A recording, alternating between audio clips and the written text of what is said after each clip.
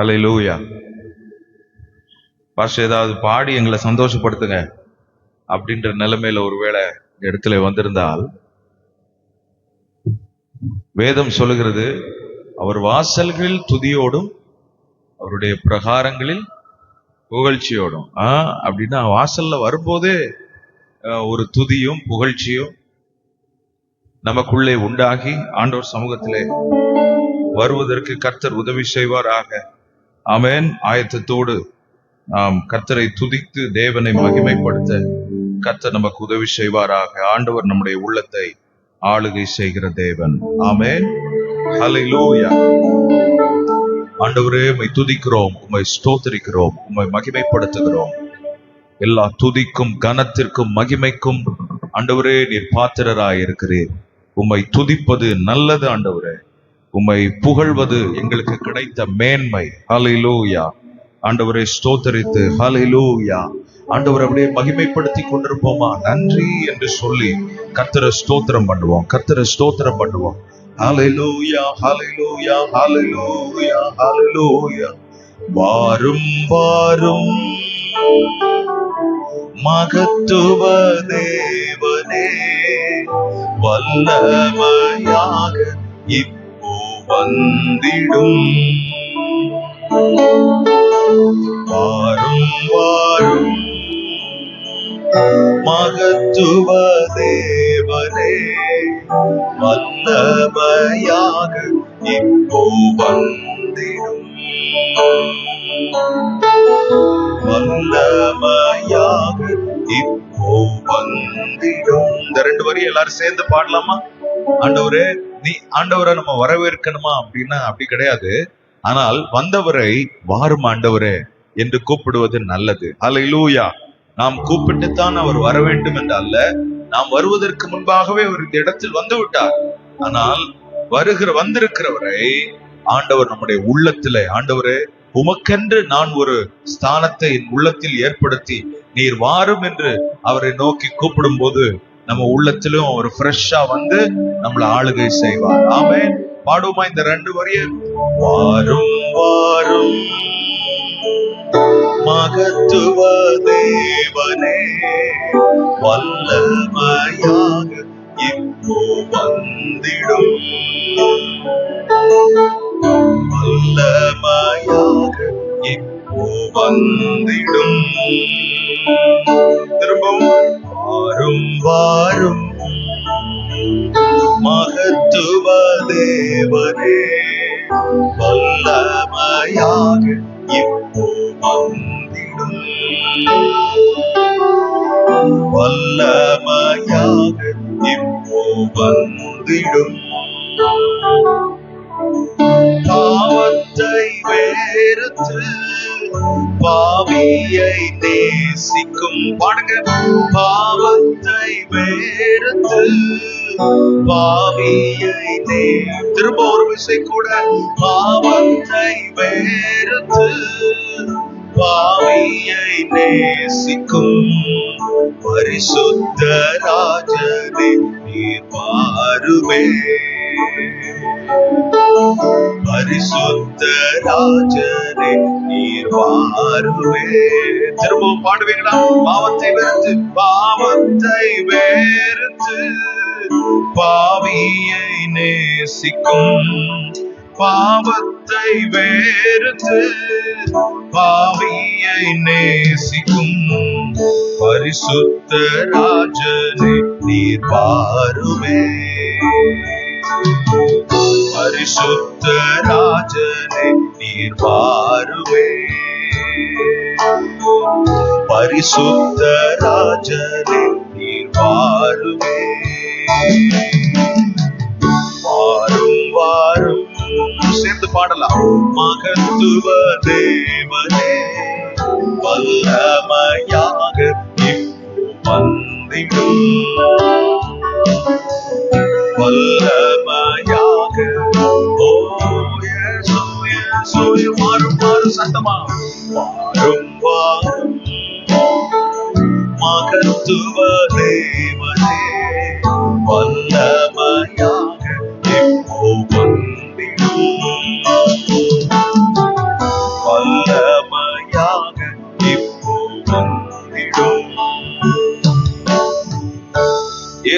கல்யாண வீட்டுல இருந்தார்.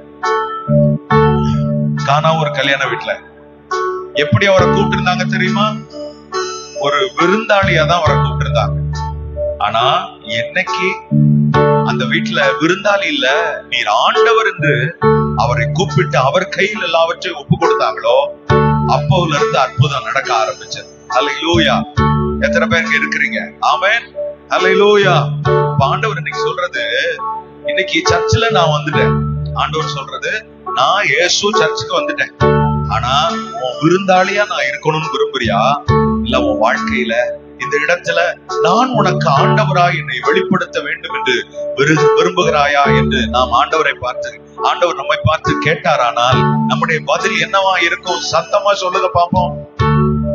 ஆண்டவரே, நீர் எங்கள் வாழ்க்கையில் இந்த நேரத்தில் ஆண்டவராய் உம்மை வெளிப்படுத்த வேண்டும். எத்தனை பேர் அதை சொல்வீங்க? ஆண்டவரேன்னு எத்தனை பேர் கூப்பிடுவீங்க? இயேசுவ எத்தனை பேர் சத்தமா கூப்பிடுவீங்க? கூச்சமா இருக்கா ஆண்டவரை கூப்பிடுறதுக்கு? சத்தமா சொல்லலாம். ஆண்டவரேன்னு கூப்பிடுவான். ஆண்டவரேன்னு சத்தமா சொல்லலாம். ஆண்டவரேன்னு சொல்லுங்க. அப்பான்லாம் சொல்ல வேண்டாம், ஆண்டவரேன்னு சொல்லுங்க. அல்லேலூயா. இயேசு ஆண்டவர். அல்லேலூயா. ஆமென். பாடுமா எல்லாரும் சேர்ந்து. பாவத்தை வெறுத்து பாவியை நேசிக்கும், பாவத்தை வெறுத்து பாவியை நேசிக்கும் பரிசுத்த ராஜனே நீர் வாருமே, பரிசுத்த ராஜனே நீர் வாருமே. திரும்பவும் பாடுவோம். பாவத்தை வெறுத்து பாவியை நேசிக்கும், பாவத்தை வெறுத்து என்னை நேசிக்கும் பரிசுத்த ராஜனே நீர் வாருமே, வாருமே. பரிசுத்த ராஜனே நீர் வாருமே. வாரும் வாரும் மகத்துவ தேவனே, வல்லமையாக வந்திடும். ஓ, வல்லமையாக இப்போ வந்திடும், வல்லமையாக இப்போ வந்திடும். நீங்க வாங்க ஆண்டவரே, எங்க உள்ளத்துல நீங்க வந்து எங்களை ஆளுகை செய்யணும் கர்த்தாவே. நீர் அப்புறம் போகிறவர் போல, கடந்து போகிறவர் போல இருக்கக்கூடாது. நீர் எங்கள் வீதியில் கடந்து போகிறவர் போல இருக்கக்கூடாது. எங்கள் வீட்டிலே வந்து தங்கி எங்களோடு வாசமாக இருக்கிற ஆண்டவராக இருக்கணும். ஓகா, நம்மை ஆசீர்வதிக்க வாருமே, வந்தெம்மை ஆசீர்வதிக்க வாருமே. அல்லேலூயா.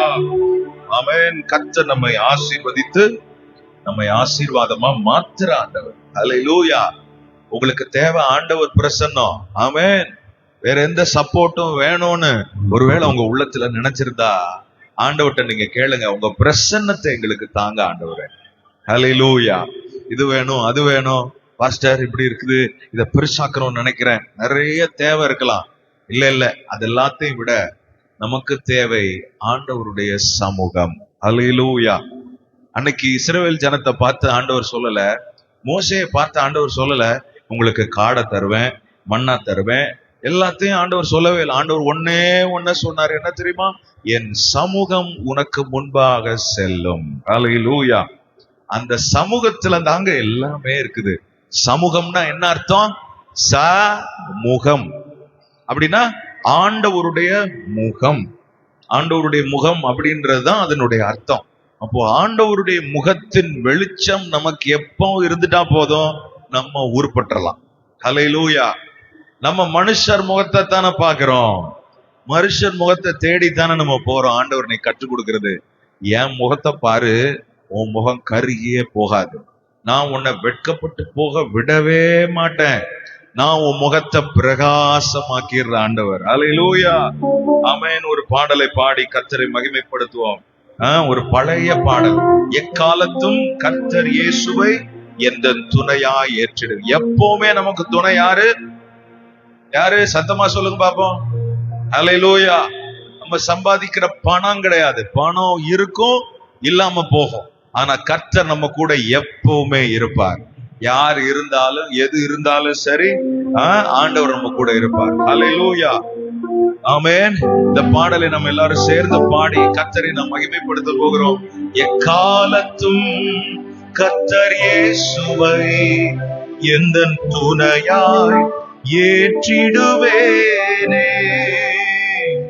எக்காலத்தும் கர்த்தர் இயேசுவை எந்தன் துணையாய் ஏற்றிடுவேனே. உயர்வோ தாழ்வோ என் நிலையோ எந்தன் தஞ்சம் இயேசுவே. உயர்வோ தாழ்வோ என் நிலையோ எந்தன் தஞ்சம் இயேசுவே. எக்காலத்தும் கைதட்டி எல்லாரும் சேர்ந்து பாடும். என் துணையாய் ஏற்றிடுவேனே. எக்காலத்தும் கர்த்தர் இயேசுவை எந்தன் துணையாய் ஏற்றிடுவேனே. மண்ணின் வாழ்வு மாயையாகும், மனிதன் காண்பது பொய்யாகும். மண்ணின் வாழ்வு மாயையாகும், மனிதன் காண்பது பொய்யாகும். மானிடா நேசர் இயேசுவே, மானிடா நேசர் இயேசுவே. மாறாத அன்பு என்றும் போதுமே. எக்காலத்தும் கர்த்தர் இயேசுவை எந்தன் துணையாய் ஏற்றிடுவேனே. எக்காலத்தும் கர்த்தர் இயேசு.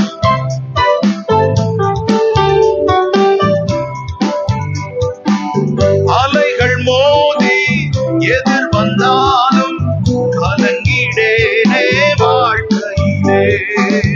அலைகள் மோதி வாழ்க்கையிலே அசையா எந்தன் நம்பிக்கை, அசையா எந்தன் நம்பிக்கை. நங்கூரம் எந்தன் இயேசு போதுமே. எக்காலத்தும் கர்த்தர் இயேசுவை எந்தன் துணையாய் பாடுங்க. எக்காலத்தும் எக்காலத்தும்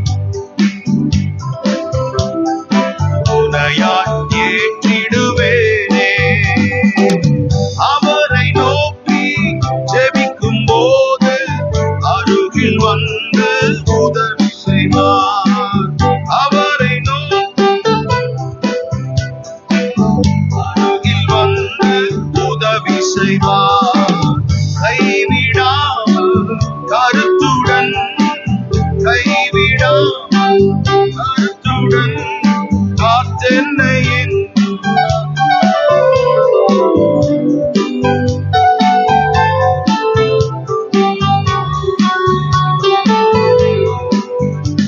எக்காலத்தும் கர்த்தர் இயேசுவை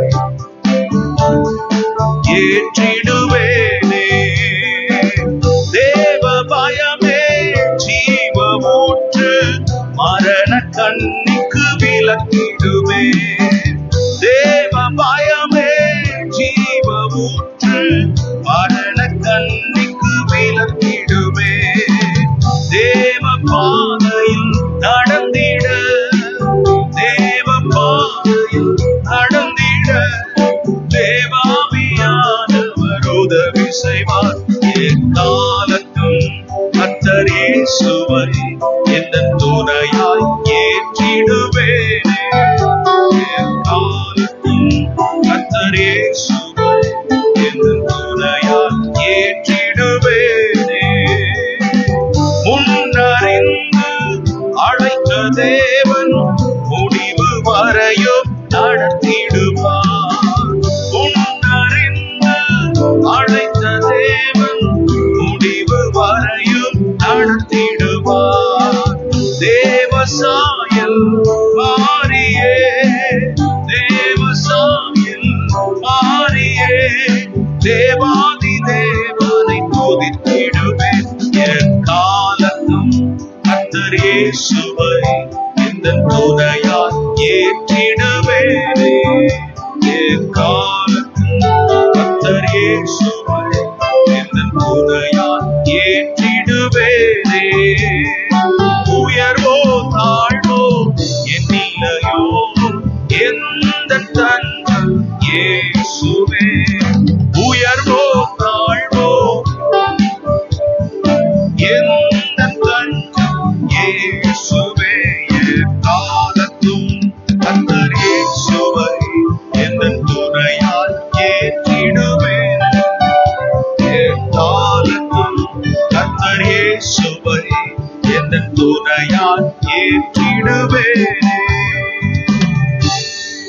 ஹல்லேலூயா. எப்போ நமக்கு துணை யாரு? ஆண்டவர் தான். நிறைய நேரம் நமக்கு துணையா இருக்கிறதே நமக்கு வினையா மாறிடும். ஆனா ஆண்டவர் எப்போ நமக்கு ஏற்ற துணையா இருப்பார். ஹல்லேலூயா, ஆமென், ஹல்லேலூயா.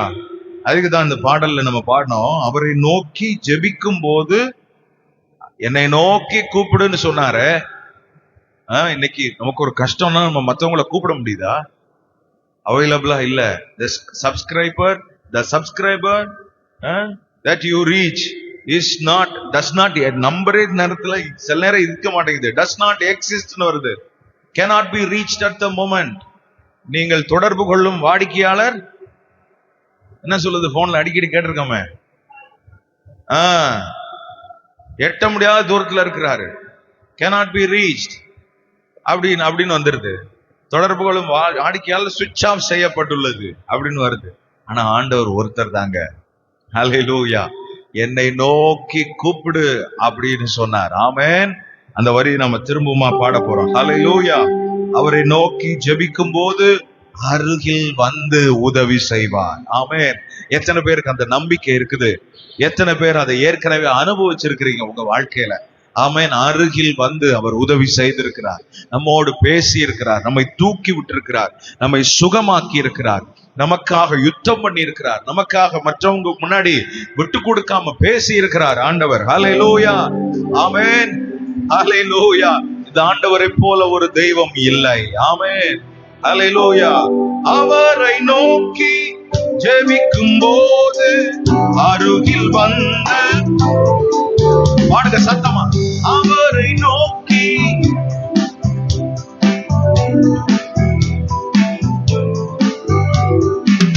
கைவிடாமல் கருத்துடன், கைவிடாமல் கருத்துடன் காத்தென்னை என்றும் நடத்திடுவார்.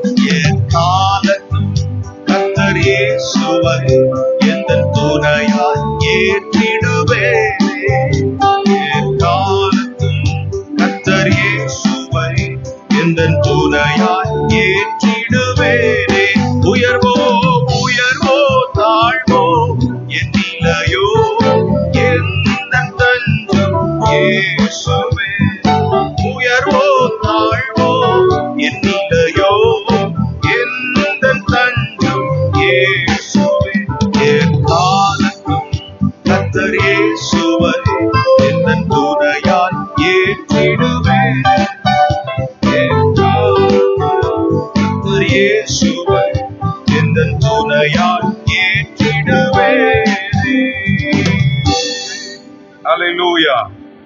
ஆண்டவர்கிட்ட இன்னைக்கு சொல்லுவோம், ஆண்டவரே, மனுஷனை நம்புறத நான் முதல்ல விடுறேன்ப்பா. நம்பி நம்பி நாம் ஏமாந்து போறேன் கர்த்தாவே. ஆண்டவரே, மனுஷரை நம்புறத முதல்ல நான் விடுறேன் சாமி. ஏன்னா வேதம் சொல்லுது, மனுஷரை நம்புவதை பார்க்கிலும், ஹல்லேலூயா, கர்த்தர் பேரில் பற்றுதலா இருப்பதே. மனுஷரை நம்பி நம்பி ஏமாந்து போறதுக்கு காரணம் அதுதான் பைபிள் சொல்லுது. சரி சமமா ரெண்டையும் ஆண்டவர் நிறுத்தி காமிக்கிற. மனுஷரை நம்புவது இன்னும் ஒரு பக்கம் இருக்குது. தேங்க்யூ. மனுஷரை நம்புவது, கர்த்தர் பேரில் பற்றுதலா இருப்பது அப்படின்னு இன்னொரு பக்கம் இருக்குது. நம்ம என்ன செஞ்சிடறோம்? கர்த்தர் பேர்ல இருக்கிற பற்ற தூக்கி மனுஷர் பேர்ல அதை என்ன செய்திடறோம்? வைக்கிறதுனால மனுஷரை பற்றி கொண்டு கர்த்தரை நம்பாமல் போகிற ஒரு நிலைமை மாறி விடுகிறது. ஆனா ஆண்டவர் சொல்றது, மனுஷரை நம்புவதை பார்க்கிலும் கர்த்தர் பேரில் பற்றுதலா இருப்பதே நலம். இங்க மனுஷர் கர்த்தர் என்று சொல்வதற்கு காரணம், இந்த மனுஷனை இயக்குறதே கர்த்தர் தான். ஹல்லேலூயா. நம்ம மனுஷன் வேற கர்த்தர் வேறன்னு பார்த்து தானே பழகிட்டோம். ஆண்டவர் இன்னைக்கு காலைல நமக்கு ஞாபகப்படுத்துறது, அப்பா மனுஷரையும் நீ ஒரு பக்கம் நம்புற, என்னையும் ஒரு பக்கம் நம்புற. இல்ல இல்ல இல்ல, மனுஷரை நம்புவதை பார்க்கிலும், பிரபுக்களை நம்புவதை பார்க்கிலும் கர்த்தர் பேரில் பற்றதுக்கு ஆண்டவரை மட்டும் பிடித்து கொண்டால் கர்த்தர் நமக்கு தேவையான உதவிகளை மனுஷர் மூலமாய் ஆண்டவர் நமக்கு செய்து தருவார். எத்தனை பேர் ஆமென் சொல்றீங்க? ஹல்லேலூயா. எத்தனை பேர் அதை அனுபவிச்சிருக்கிறோம்? மனுஷனை மாத்த வேண்டியது ஆண்டவர். நம்ம நிறைய நேரம் மனுஷன் மாறணும்னு சொல்லி அவங்க கூட போராடிட்டு இருக்கோம். இல்லை, இன்றோடு கர்த்தாவை உம்மை பற்றி கொண்டு மனுஷரை உம்முடைய கையில் ஒப்பு கொடுத்து நீர் பார்த்து கொள்வீர் என்றால் கர்த்தர் சகலத்தையும் பொறுப்படுத்து நடத்துகிற தெய்வம். ஹல்லேலூயா, ஆமென். ஆராதனை ஆராதனை ஆவியில் ஆராதனை. இந்த பாடல் எத்தனை பேருக்கு தெரியும்? ஆமென். தெரிஞ்சா பரவாயில்ல, என் கூட சேர்ந்து பாடுங்க. தெரியவில்லை ஆனால் கற்றுக்கொண்டு பாடும்படி கேட்கிறேன். ஆமென். ஹல்லேலூயா. கர்த்தர் நமக்கு உதவி செய்வார். ஆமென். ஆராதனை ஆராதனை ஆவியில் ஆராதனை ஆராதனை ஆராதனை ஆவியில் ஆராதனை. திரும்ப பாடுவீங்களா எல்லாரும் சேர்ந்து? ஆராதனை இயேசுவே ஆராதனை ஆவியில் ஆராதனை ஆராதனை உமக்கே ஆராதனை ஆவியில் ஆராதனை சந்தோஷ ஆராதனை இது சங்கீத ஆராதனை. நீங்க பாடுங்க. சந்தோஷ ஆராதனை இது சங்கீத ஆராதனை சத்திய ஆராதனை இது நித்திய ஆராதனை சத்திய ஆராதனை இது நித்திய ஆராதனை. சத்தமா ஆராதனை இயேசுவே ஆராதனை ஆவியில் ஆராதனை. ஓ ஆராதனை. உடனே கண்ணை மூடி கையை உயர்த்தி ஆவியில் ஆராதனை. இன்னும் ஒரு விஷயம் பாடுமா? ஆராதனை ஆராதனை உமக்கே ஆராதனை ஆவியில் ஆராதனை பரலோக ஆராதனை இது பரிசுத்த ஆராதனை. நீங்க பாடுங்க. பரலோக ஆராதனை இது பரிசுத்த ஆராதனை பக்தியுள்ள ஆராதனை இது புத்தியுள்ள ஆராதனை பக்தியுள்ள ஆராதனை இது புத்தியுள்ள ஆராதனை. பாடுங்க. ஆராதனை இயேசுவே ஆராதனை ஆவியில் ஆராதனை ஆராதனை இயேசுவா. நன்றியுள்ள ஆராதனை உள்ளத்திலிருந்து புறப்படும் ஆராதனை. worship him. Hallelujah. ஆராதனை இயேசுவே ஆராதனை ஆவியில் ஆராதனை ஆராதனை உமக்கே ஆராதனை ஆவியில் ஆராதனை. இருக்கிற இடத்துல அப்படியே எழுப்பி நின்று பாடலாமா? ஆராதனை இயேசுவே ஆராதனை. எங்கள் தெய்வத்துக்கு ஆராதனை. இயேசுவே ஜீவனே ஆராதனை உமக்கு. ஆண்டவருடைய பிரசன்னத்தை அனுபவித்து தேவனுக்கு உள்ளத்திலிருந்து ஆராதனைகள். தேவனுக்கு ஆராதனை என் தெய்வத்துக்கு ஆராதனை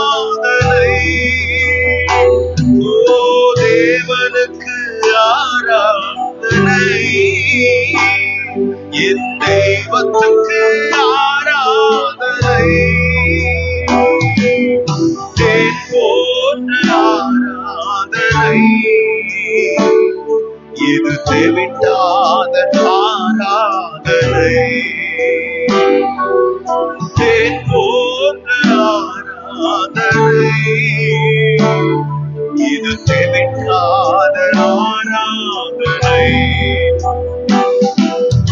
ஆராதனை, ஓ ஆராதனை. இயேசுவுக்கு ஆராதனைகளை செலுத்தி நன்றி அப்பா. ஆராதனை இயேசுவே, கரங்களை உயர்த்தி அசைத்து ஆராதனை,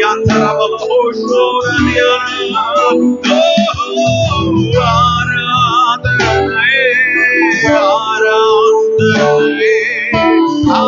ஆவியில் ஆராதனை, ஆராதனை, ஆராதனை, ஆவியில் ஆராதனை. கரம் உயர்த்தி ஆராதனை, ஆராதனை, இயேசுவுக்கு ஆவியில் ஆராதனை, ஆராதனை, உமக்கே ஆராதனை, ஆவியில் ஆராதனை. அப்படியே கர்த்தரை துதிங்க. ஆராதனை இயேசுவே, ஆராதனை, ஆவியில் ஆராதனை,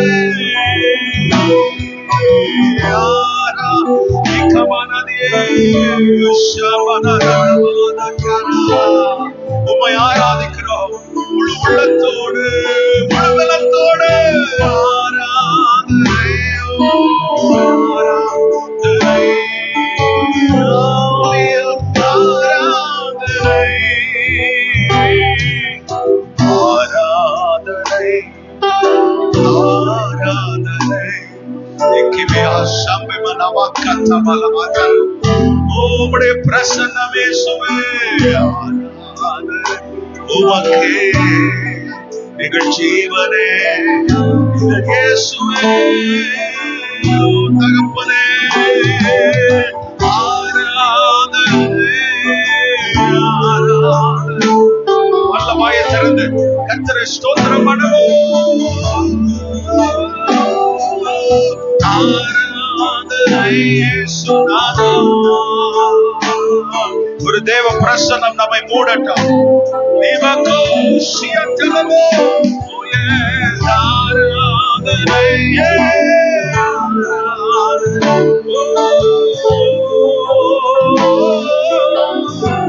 நன்றி நன்றி செலுத்தி ஆராதனை, ஆராதனை,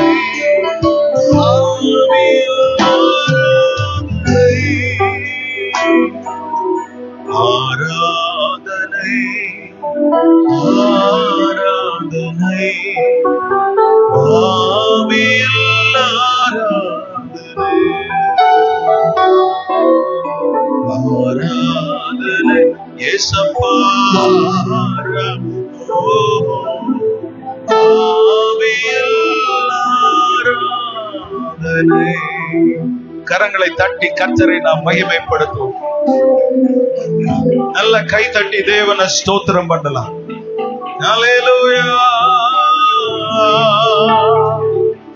ஆவியில் ஆராதனை, ஆவியில் ஆராதனை, ஆவியில் நிறைந்து ஆராதனை,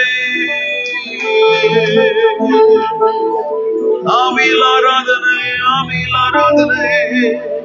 பலத்தினாலும் அல்ல, பராக்கிரமத்தினாலும் அல்ல, என்னுடைய ஆவியினாலே ஆகும் என்றவரே, ஆவியினாலே ஆகும் என்றவரே, ஆவியினாலே ஆகும். மனுஷரால் இது கூடாதுதான், தேவனாலே எல்லாம் ஆகும், தேவனாலே எல்லாம் ஆகும். உம்மால் ஆகும் என்கிற ஒன்று எங்கள் உள்ளத்தில் ஆழமாய், இந்த சத்தியம் ஆழமாய் பதிந்திருக்கும் போது நாங்கள் முந்தி ஒன்றை செய்ய மாட்டோம் ஆண்டவரே.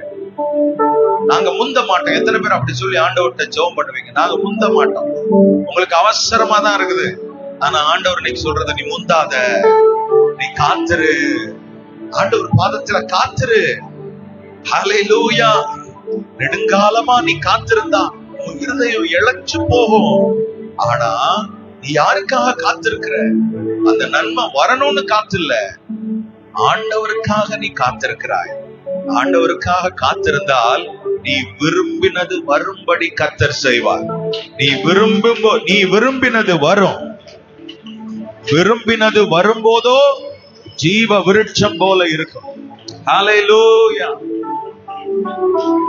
ஆண்டவர்ட்ட சொல்ல வேண்டியதெல்லாம் ஒன்னே ஒண்ணு, உங்க சித்தத்தின்படி நாங்கள் விரும்புவதை நீர் எங்களுக்கு தருகிற ஆண்டவர். நான் உமக்காக காத்திருப்பேன் ஆண்டவரே. எத்தனை பேர் அதை சொல்லுவீங்க ஆண்டவர்கிட்ட?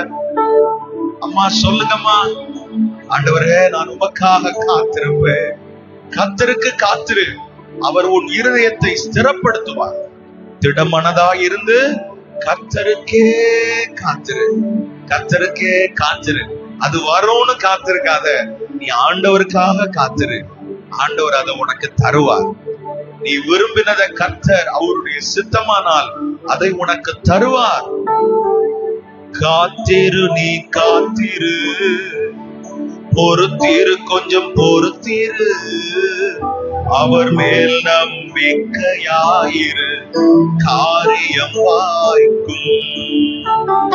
காத்திரு, நீ காத்திரு, பொறுத்திரு, கொஞ்சம் பொறுத்திரு, அவர் மேல் நம்பிக்கையாயிரு, காரியம் வாய்க்கும். நன்மை செய்ய ஒருவர் உண்டு, நித்தம் செய்ய உனக்கு உண்டு. நன்மை செய்ய ஒருவர் உண்டு, நித்தம் செய்ய உனக்கு உண்டு. காத்திரு, நீ காத்திரு, பொறுத்திரு, கொஞ்சம் பொறுத்திரு, அவர் மேல் நம்பிக்கையாயிரு, காரியம் வாய்க்கும். பாடுவீங்களா கூட? காத்திரு, நீ காத்திரு, பொறுத்திரு, கொஞ்சம் பொறுத்திரு, அவர் மேல் நம்பிக்கையாயிரு, காரியம் வாய்க்கும்.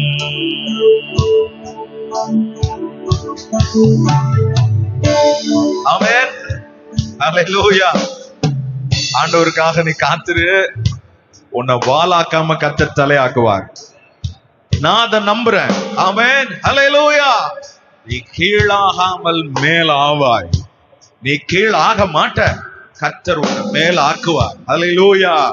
ஆமென், ஆமென், ஆமென். சேர்ந்து பாடுவோம். காத்திரு, நீ காத்திரு, பொறுத்திரு, கொஞ்சம் பொறுத்திரு, அவர் மேல் நம்பிக்கையாயிரு, காரியம் வாய்க்கும். காத்திரு, நீ காத்திரு, பொறுத்திரு, கொஞ்சம் பொறுத்திரு, அவர் மேல் நம்பிக்கையாயிரு, காரியம் வாய்க்கும். நன்மை செய்ய ஒருவர் உண்டு, நித்தம் செய்ய உனக்கு உண்டு. நன்மை செய்ய ஒருவர் உண்டு, நித்தம் செய்ய உனக்கு உண்டு. காத்திரு, நீ காத்திரு, பொறுத்திரு, கொஞ்சம் பொறுத்திரு, அவர் மேல் நம்பிக்கையாயிரு, காரியம் வாய்க்கும். காத்திரு. ஹல்லேலூயா. கர்த்தருக்காக நான் காத்திருப்பேன், அவர் மேல்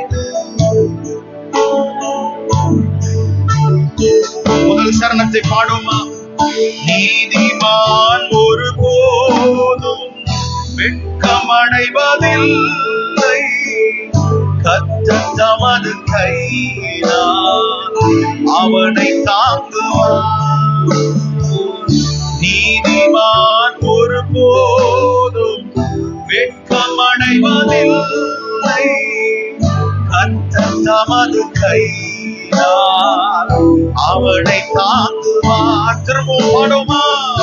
நீதிமான் ஒரு போதும் வெட்கமடைவதில்லை, கர்த்தர் தமது கையினால் அவனை தாங்குவார். நீதிமான் ஒரு போதும், நீதிமான் ஒரு போதும் வெட்கமடைவதில்லை, கர்த்தர் தமது கையினால் அவனை தாங்குவார்.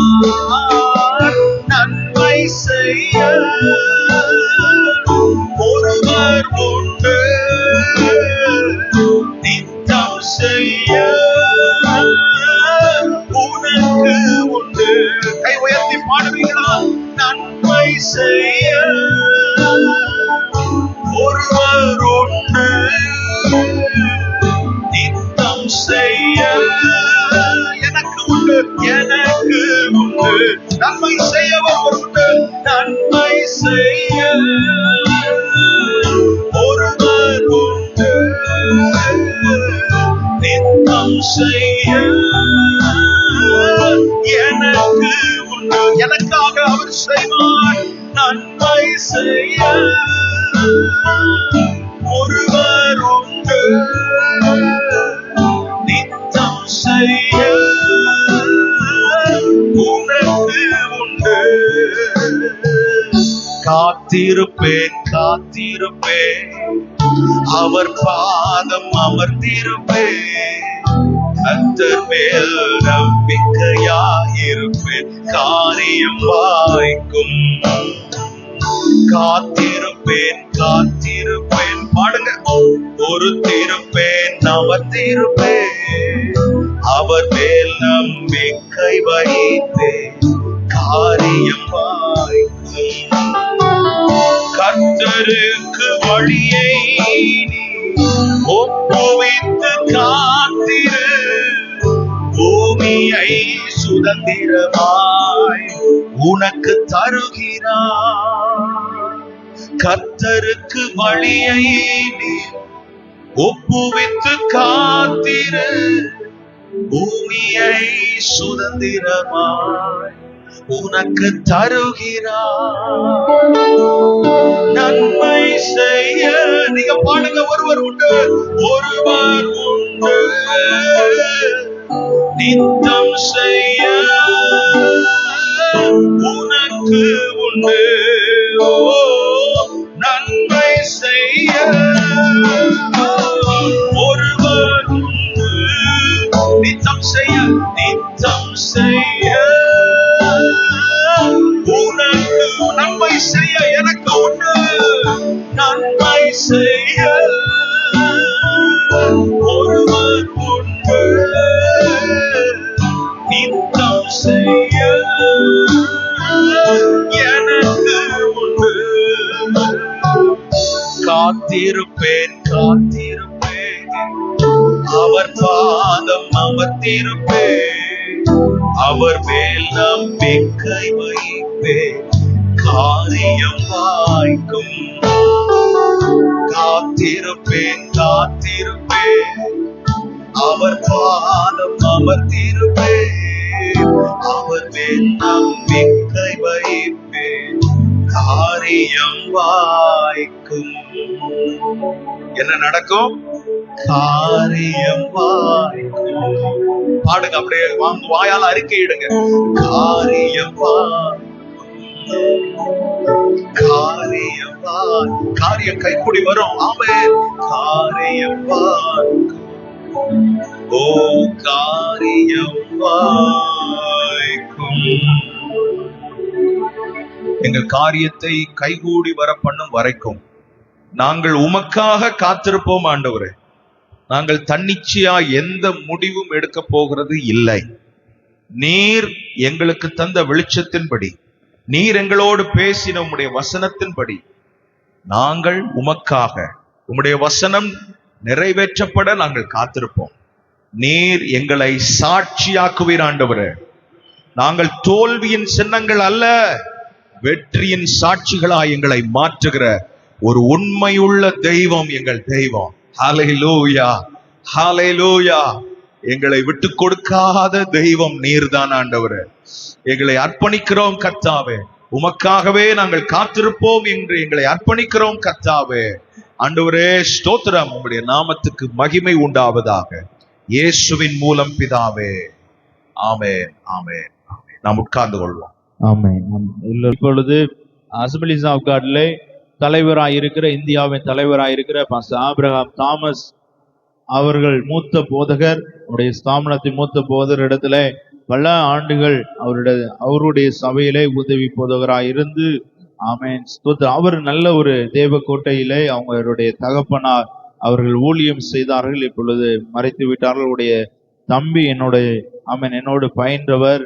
அவர் நல்ல ஒரு ஸ்தோத்திரம் MABC படித்து ஆண்டவர் நல்ல அவர்களை தேவன் தேசத்துக்குள்ளே கர்த்தர் எடுத்து பயன்படுத்தி கொண்டிருக்கிறார். அவர்களை நீங்க அடிக்கடி ஆன்லைன்லயும் நீங்கள் பார்த்திருக்கலாம், அவருடைய ஆராதனையும் நீங்கள் பார்த்திருக்கலாம். கர்த்தர் இந்த நாளிலே நம்முடைய சபையிலே இந்த நம்முடைய ஸ்தாபனத்திலே நல்ல ஒரு சுவிசேஷராக ஆண்டவர் அவர்களை பிரதிஷ்டை பண்ணி பல திருச்சபைகள்ல கொண்டு போய் தேவன் பயன்படுத்தி கொண்டிருக்கிறார். இந்த நாளிலே அவர்கள் வந்தது மிகப்பெரிய ஸ்லாக்கியம். சபையார் யாவரும் நாம் எல்லாரும் கரங்களை தட்டி அவர்களை வரவேற்போம். தேவன் நம்மோட கூட அவர்களை கொண்டு கர்த்தர் பேசுவார். அபிஷேகம் எனப்பட்ட தேவ மனிதர் மூலமாய் தேவனுடைய வார்த்தை வரும்போது கர்த்தர் நம்மோட கூட இடைப்படுவாரா.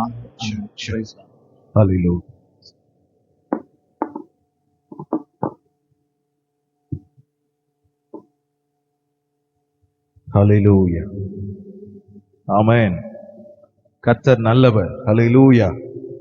ஆண்டவருடைய கிருபை போதுமானது. கர்த்தர் நம்மை ஆசீர்வதித்து நம்மை இங்கே கொண்டு வந்திருக்கிறார். ஆமென். நாம் நினைப்பதற்கும் வேண்டிக் கொள்வதற்கும் மிகவும் அதிகமாய் அவர் கிரியை செய்ய உண்மை உள்ளவராய் இருக்கிறார். ஹல்லேலூயா. அவர் செய்ய நினைத்தது தடைபடாது. ஆமென். அவர் சகலத்தையும் செய்ய அறிந்திருக்கிற ஆண்டவர். ஹல்லேலூயா. அவர் செய்ய நினைத்தது அது தடைபடாது. அதே நேரத்தில் நாம் தடையாக மாறிவிடாமல் இருப்பது மிக முக்கியம். ஆமென். நம்மளால அதை தடுக்க முடியும். ஆனா ஆண்டவர்கிட்ட இன்னைக்கு சொல்ல வேண்டியது என்ன அப்படின்னா, ஆண்டவரே நாங்க தடுக்க போறதில்ல, நீர் கிரியை செய்வதற்கு நாங்கள் வழி விடுவோம் ஆண்டவரே. ஹல்லேலூயா. என்றால் கர்த்தர் நமக்காக அவர் கிரியை செய்வதை பார்க்க முடியும். நம்மிலே அவர் கிரியை செய்வதை பார்க்க முடியும். ஆமென், ஆமென். சத்தமா உற்சாகமா ஒரு ஹல்லேலூயா. கர்த்தர் உதவி செய்வாராக. மாலையிலும் கூட்டம் இருக்கிறது அறிவிக்கப்பட்டபடி. நீங்கள் அறிந்தவர்கள் உங்கள் வீட்டில் இருக்கிற எல்லாரும் சேர்ந்து வந்து நாம் கர்த்தரை ஆராதித்து மகிமைப்படுத்த அவருடைய வசனத்தை கவனிக்க ஆண்டவர் நமக்கு கிருபை செய்வாராக. ஆமென். மார்க் எழுதின சுவிசேஷம் 4வது அதிகாரத்தை திருப்பிக் கொள்வோம். Gospel according to Mark chapter 4. Mark எழுதின சுவிசேஷம் 4வது அதிகாரம் 35 41 வரைக்கும் நாம் எல்லாரும் சேர்ந்து வாசிக்க போகிறோம். மார்க் எழுதின சுவிசேஷம் 4வது அதிகாரம் 35 41 வரைக்கும். எல்லாரும் எடுத்த பின்பு நாம் வாசிக்கலாம். மார்க் புதிய ஏற்பாட்டில் இருக்கிறார். சரி, எல்லாரும் சேர்ந்து வாசிக்கலாம். 35 அன்று சாயங்காலத்தில் அவர் அவர்களை நோக்கி, அக்கரைக்கு போவோம் வாருங்கள் என்றார். அவர்கள் ஜனங்களை அனுப்பிவிட்டு அவர் படவில் இருந்தபடியே அவரை கொண்டு போனார்கள். வேறே படவுகளும் அவரோட கூட இருந்தது. அப்பொழுது பலத்த சுற்று உண்டாகி படவு நிரம்பத்தக்கதாக அலைகள் அதன் மேல் மோதிற்று. கப்பலின் பின்னணியத்தில் அவர் தலையினை வைத்து நித்திரையாயிருந்தார்.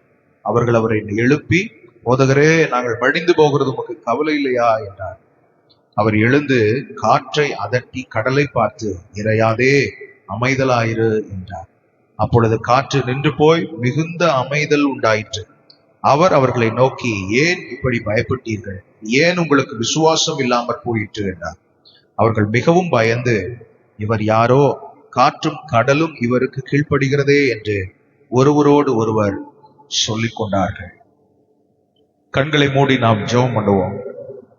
எங்கள் அன்பின் ஆண்டவரே, இந்த காலை நேரத்தில் உம்முடைய வசனத்தின் வெளிச்சத்தை நாங்கள் காண, உம்முடைய பிரசனத்தில் இருக்கிற ஆண்டவரே உச்சிதத்தை அனுபவிக்க, மேன்மையை ருசிக்க கர்த்தர் எங்களுக்கு தந்த இந்த நேரத்துக்காக உம்மை ஸ்தோத்திரிக்கிறோம். நீர் நல்லவரும் நன்மை செய்கிறவருமான தேவன். நீ ஒரு குறைவும் இல்லாமல் எங்களை ஆசீர்வதிக்கிற ஆண்டவர். இந்த காலை நேரத்திலும் எங்கள் உள்ளத்தை நிரப்பிக்கொள்ள வந்திருக்கிறோம். எங்கள் சரீரம் உம்முடைய கரத்தினால் தொடப்படட்டும் ஆண்டவரே. உம்முடைய வல்லமையை ருசிக்க, அனுபவிக்க, உம்முடைய வார்த்தை ஆண்டவரே எங்கள் உள்ளத்தில் நிறைந்திருக்க கர்த்தாவே நீர் எங்களை நிரப்ப கெஞ்சுகிறோம். எங்கள் சூழ்நிலை உமக்கு நன்றாய் தெரியும் ஆண்டவரே. எங்களை நீர் நன்றாய் அறிவீர் கர்த்தாவே. எங்களுக்கு ஏற்ற வார்த்தையையும் நீர் வைத்திருக்கிறதற்காக ஸ்தோத்திரம் ஐயா. உம்முடைய கிருபையின் பலன் எங்களை ஆட்கொள்ளட்டும். உள்ளத்தில் இருக்கிற கவலைகள், பாரங்கள், போராட்டங்கள், பிரச்சனைகள் ஆண்டவரே, பதிலற்று இருக்கிற நிலைமைகள், பலவீனப்பட்டிருக்கிற நிலைமைகள் எல்லாவற்றையும் கர்த்தர் மாற்றி உம்முடைய கிருபையினால், வசனத்தினால், உம்முடைய சத்தியத்தினால் எங்களை நிரப்ப நாங்கள் கெஞ்சுகிறோம். நீர் இல்லாமல் எங்களால் ஒன்றும் செய்ய முடியாது. சத்துரு வெட்கப்பட்டு போவானாக, தேவன் மகிமைப்படுவாராக. காத்துக்கொள்ளும், ஆசீர்வாதமாக்கும். இயேசுவின் மூலம் ஜெபம் கேளும் பிதாவே, ஆமென், ஆமென். ஹல்லேலூயா. 35வது வசனத்திலே பார்க்கிறோம், அக்கரைக்கு போவோம் வாருங்கள் என்று இயேசு சீஷர்களை அழைத்து கொண்டு பிரயாணிக்க புறப்படுகிறதை பார்க்கிறோம். இயேசு பயன்படுத்தின படகு இந்த படகு. இயேசு பயன்படுத்தின படகு. இயேசு பிரசங்கிப்பதற்காக அவர் பயன்படுத்தின படகு. இயேசு பொதுப்படையாக ஒரு படகை ஆண்டவர் செலக்ட் பண்ணி அந்த படகை எடுத்து ஆண்டவர் அதன் மேல் நின்று, இயேசு இந்த படகில் மேல் நிற்க சுற்றிலும் இருக்கிற ஜனங்கள் எல்லாருக்கும் இந்த படகு ஆண்டவர் இயேசுவின் வசனம் பிரசங்கிக்கப்படுவதற்காக பயன்படுத்தப்படுகிறது. எல்லாரும் இங்க கவனிங்க, சரியா? சரி, நல்லது. போக்கும் வரவுமா இருக்கிற பிள்ளைங்க இருப்பாங்க. அவங்க பிள்ளைங்க போய் வரட்டும், அது அவங்களுக்குரியது. சோ ஆண்டவருடைய பிள்ளைங்க நம்ம வசனத்தை கவனிப்போம், சரியா? சரி. அங்கே மற்ற படகுகளும் இருந்தது. இயேசு பயன்படுத்தின படகு என்று ஒன்று இருந்தாலும் மற்ற படகுகள் இருந்தது. ஆனால் இந்த படகை குறித்த விசேஷம் என்னவென்றால், இயேசு குறிப்பிட்ட இந்த படகை செலக்ட் பண்ணி தம்முடைய ஊழியத்திற்கு என்று ஆண்டவர் அதை பயன்படுத்துகிறார். அல்லேலூயா. எத்தனை ஒரு மேன்மை! ஆமென். ஒரு கிராமம் இருந்தது, ஆனால் இயேசு அந்த குறிப்பிட்ட வீட்டுக்கு போகிறார். மார்த்தாள் மரியாள் வீட்டுக்கு போய் அங்கு ஆண்டவர் அந்த வீட்டுக்கு போய் அந்த பிள்ளைகளை ஆசீர்வதிக்கிறார் அப்படின்னு சொன்னா அதுல ஒரு விசேஷம் இருக்குது. ஆண்டவர் எத்தனையோ கழுதைகள் இருக்கலாம், ஆனால் குறிப்பிட்ட அந்த ஒரு கழுதையை ஆண்டவர் சொல்லி சுட்டி காண்பித்து அந்த கழுதையை கூட்டிட்டு வாங்கன்னு சொல்றதுக்கு உண்மையாகவே அந்த கழுதைக்கு என்ன செஞ்சிருக்கணும்? கொடுத்து வச்சிருக்கணும். அப்படி குறிப்பாய் தேவன் பயன்படுத்தின சில காரியங்கள் உண்டு. இந்த குறிப்பிட்ட படகு இயேசுவால் பயன்படுத்தப்பட்ட ஒரு படகு. இந்த படகை குறித்த இன்னொரு விசேஷம் என்னவென்றால், இந்த படகு ஆண்டவர் இயேசுவின் திட்டத்துக்கு ஆம் என்று சொன்ன படகு. ஹல்லேலூயா, ஆமென், ஹல்லேலூயா. இந்த படகு தானாய் பிரயாணம் பண்ணவில்லை. இந்த படகு இயேசுவின் திட்டத்துக்கு தன்னை அர்ப்பணித்து கீழ்ப்படிந்து பிரயாணத்தை துவக்கின படகு இந்த படகு. இந்த படகுல பிரயாணிக்கிறவர்கள் எல்லாரும் அக்கறைக்கு, மறுகரைக்கு அவர்கள் போகிறார்கள். அந்த மறுகரை என்பது ஆண்டவர் இயேசுவினால் திட்டம் பண்ணப்பட்ட ஒரு சேருமிடம். ஆண்டவர் இயேசு திட்டம் பண்ணின அந்த சேருமிடத்துக்கு இந்த படகு பிரயாணம் பண்ண ஆரம்பிக்கிறது. படகு என்பது ஒரு விதமான வாழ்க்கை முறையை அது தெரிவிக்கிறது. இந்த படகுல இயேசு இருக்கிறார், அனுபவம் இருக்கிறது, டாக்டர் இருக்கிறாங்க இந்த படகுல. இந்த படகுல கவர்மெண்ட் உயர் அதிகாரிகள், அரசாங்க உயர் அதிகாரிகள் இருக்கிறாங்க. இப்படிப்பட்ட ஒரு மேன்மையான ஒரு படகுன்னு சொல்லலாம். இயேசு இருக்கிறார் முதல்ல. படகு, கடல், கடல் சார்ந்த அனுபவத்தை உடைய பேதுரு போன்றவர்கள் மீனவர்களா அந்த படகுல இருக்கிறாங்க. லூக்கா போன்ற ஆட்கள் டாக்டர்ஸா அந்த இடத்துல இருக்கிறாங்க. இன்னும் இதுக்கு மேல என்ன சொல்ல வேணும்? ஆண்டவர் இந்த படகை தேவன் உலக ரீதியாகவும் ஆசீர்வதித்து வைத்திருந்தார், தெய்வீக ரீதியாகவும் தெய்வமே இந்த படகுல பிரயாணம் பண்றதை பார்க்கிறோம். நம்ம வாழ்க்கையிலையும் அப்படித்தான் ஆண்டவர் நமக்கு ஒரு அக்கறை என்ன செஞ்சிருக்கிறார், ஏற்படுத்தி வச்சிருக்கிறார். எத்தனை பேர் அதை நம்புறோம்? ஹல்லேலூயா. நம்மையும் அக்கறைப்படுத்துகிற ஆண்டவர். நமக்கும் ஒரு பிரயாணம் ஒன்று இருக்கிறது. கர்த்தர் நம்மை ஒரு குறிப்பிட்ட சேர்மிடத்தை நோக்கி ஆண்டவர் நகர்த்தி கொண்டு போகிறார். பாருங்க, இந்த படகை ஆண்டவர் அனுப்பவில்லை. இந்த படகில் வாருங்கள், அக்கறைக்கு போவோம் வாருங்கள் என்று இந்த படகை தனியே அனுப்பி விடாமல் இந்த படகில் அவர் சேர்ந்து பிரயாணிக்கிறதை பார்க்கிறோம். ஹல்லேலூயா. இப்படித்தான் இஸ்ரவேல் ஜனங்களுக்கும் ஆண்டவர் சொன்னாரு. இஸ்ரவேல் ஜனங்களை ஆண்டவர் எகிப்திலிருந்து கானானுக்கு கொண்டு போவேன் என்று சொல்லும் போது மோசேயின் ஜெபம் என்னவா இருந்தது? ஆண்டவரே, யாரை அனுப்புவீர் என்று அவன் ஜெபம் பண்ணின போது ஆண்டவர் சொல்றார், நானும் உங்க கூட என்ன செய்வேன், வருவேன், நான் உங்களுக்கு முன்பாக போவேன் என்று ஆண்டவர் அவர்களுக்கு வாக்கு பண்ணி அவர்களோடு சேர்ந்து நடந்ததை பார்க்கிறோம். ஆண்டவரோடு சேர்ந்து பிரயாணிக்கும் ஒரு பிரயாணம், ஒரு கொடுத்து வைத்த பிரயாணம். ஹல்லேலூயா. இங்க எத்தனை பேர் சொல்ல முடியும், ஆண்டவர் இயேசுவோடு சேர்ந்து நான் பிரயாணிக்கிறேன்? ஹல்லேலூயா. இயேசு என்னோடு இருக்கிறார். என்னுடைய முயற்சிகள், என்னுடைய கைப்பாடுகள், என்னுடைய வேலைப்பாடுகளில் ஆண்டவர் இருக்கிறார் என்று அந்த ஒரு உறுதி நம்மை தொடர்ந்து வாழ்க்கை பிரயாணத்தை தொடர வைக்கிறது. ஆமென். ஹல்லேலூயா. 36வது வசனத்திலே பார்க்கிறோம், அவர்கள் ஜனங்களை அனுப்பிவிட்டு அவர் படவில் இருந்தபடியே அவரை கொண்டு போனார்கள். இதுவரைக்கும் இந்த படகு எதற்காக யூஸ் பண்ணப்பட்ட படகு அப்படின்னு சொன்னா, பிரசங்கத்துக்கு என்று யூஸ் பண்ணப்பட்ட படகு. ஆனா இப்பொழுது அந்த படகு பிரயாணப்பட்டு போகிற ஒரு படகா இருக்கிறதை பார்க்கிறோம். இயேசு தன்னை வெளிப்படுத்தின ஒரு படகு. கவனிக்கிறீங்களா? உங்க சிந்தை எங்கேயும் போக கூடாது. உங்க சிந்தைய பிசாசு திருடிடுவான். ஏன்னா ஆண்டவருடைய வசனம் விதைக்கப்படுவது என்பது மிக முக்கியமானது. விதைக்கிறதையே கெடுத்து விட்டுட்டா எப்படி நீங்க அறுக்க முடியும்? புரியுதா? இந்த விதைக்கிற நேரம் தான் நம்ம கவனத்தை பிசாசு திசை திருப்போம். நம்மளை கொன்னு போடுறது அவனுடைய வேலை இல்ல, நம்மளை டிஸ்டர்ப் பண்றது அவனுடைய வேலை. ஆமென்.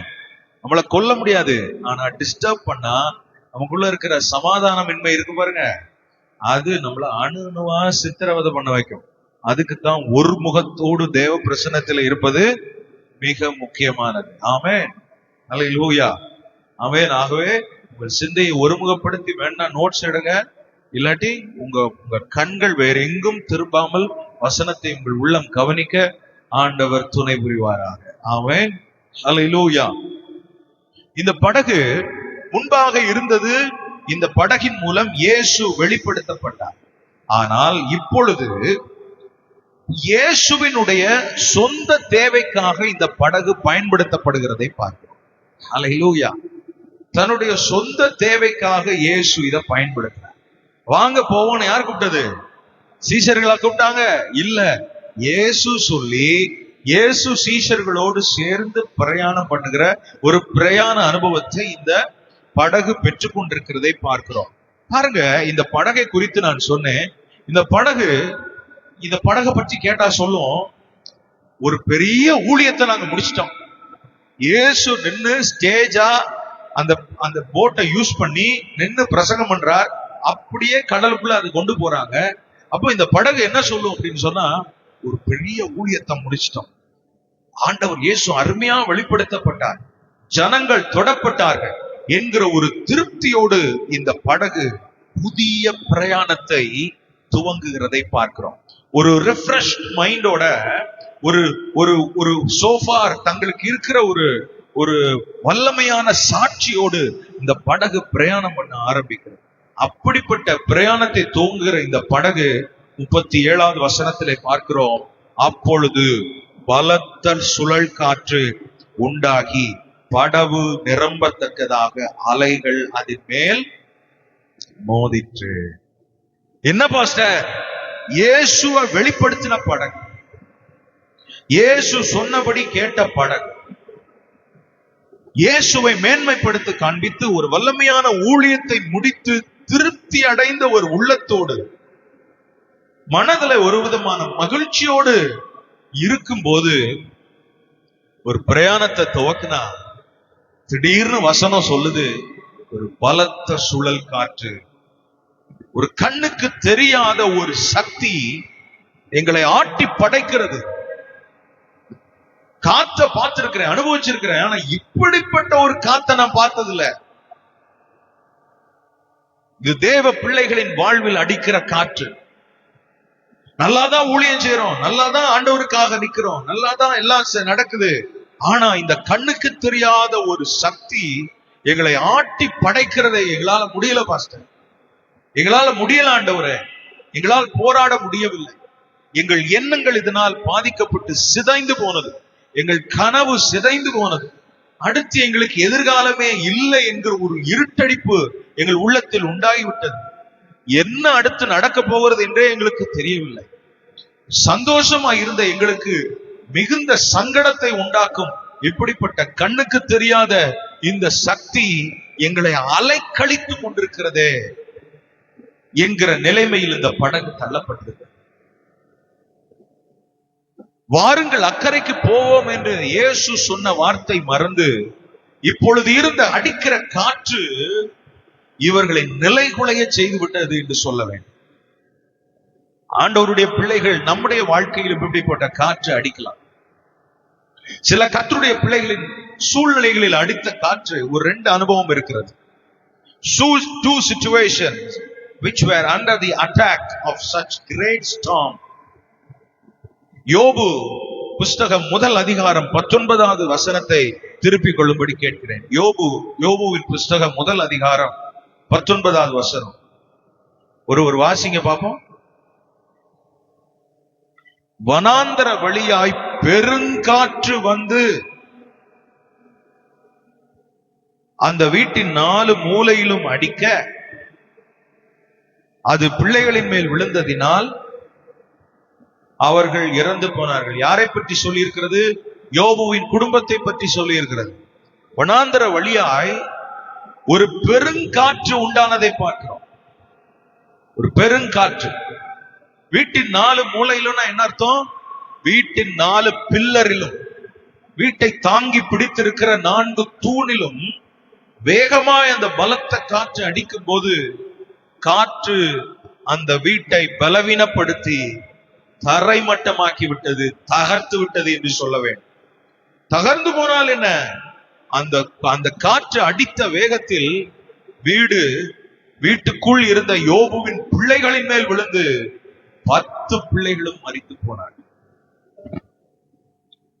யோபு மிகுந்த விசுவாசத்தோடு கர்த்தரை நம்பி இருந்த ஒருவர், கர்த்தர் மேல் பற்றுதலாய் இருக்கிறவன், ஆண்டவருக்கு முன்பாக உத்தமமாய் வாழ வேண்டும் என்று முயற்சித்தவர், தேவனுக்கு பிரியமானவர், நல்ல ஒரு முன் எடுப்பான வாழ்க்கை, முன் உதாரணமான வாழ்க்கை, எடுத்துக்காட்டான வாழ்க்கை வாழ்ந்தவர். அவனுக்கு வந்த சோதனையை பாருங்க. யோபு 10 பிள்ளைகளையும் இழக்க கொடுத்தான். 10 பிள்ளைகளும் முன்பாக பாக்ஸ்ல கடத்தி வச்சிருக்காங்க அப்படின்னா எப்படி இருக்குங்க ஒரு குடும்பத்துல? திடீர்னு அது ஒன் பை ஒன்னா இருந்தாலும் பரவாயில்ல, அதுவே தாங்க முடியாது. ஆனால் ஒரே நேரத்தில் தன்னுடைய 10 பிள்ளைகளையும் இழந்து போய் இப்படிப்பட்டதான பெருங்காற்றுக்கு ஆளாகி ஒரு பெரிய இழப்பை சந்தித்தார். என்ன ஆண்டவரே இது? சில நேரத்தில் நம்ம வாழ்க்கையில இப்படிப்பட்ட பெருங்காற்று அடிக்கலாம், நம்ம வாழ்க்கையில பெரிய இழப்புகளை சந்திக்கும் சூழ்நிலை வரலாம்.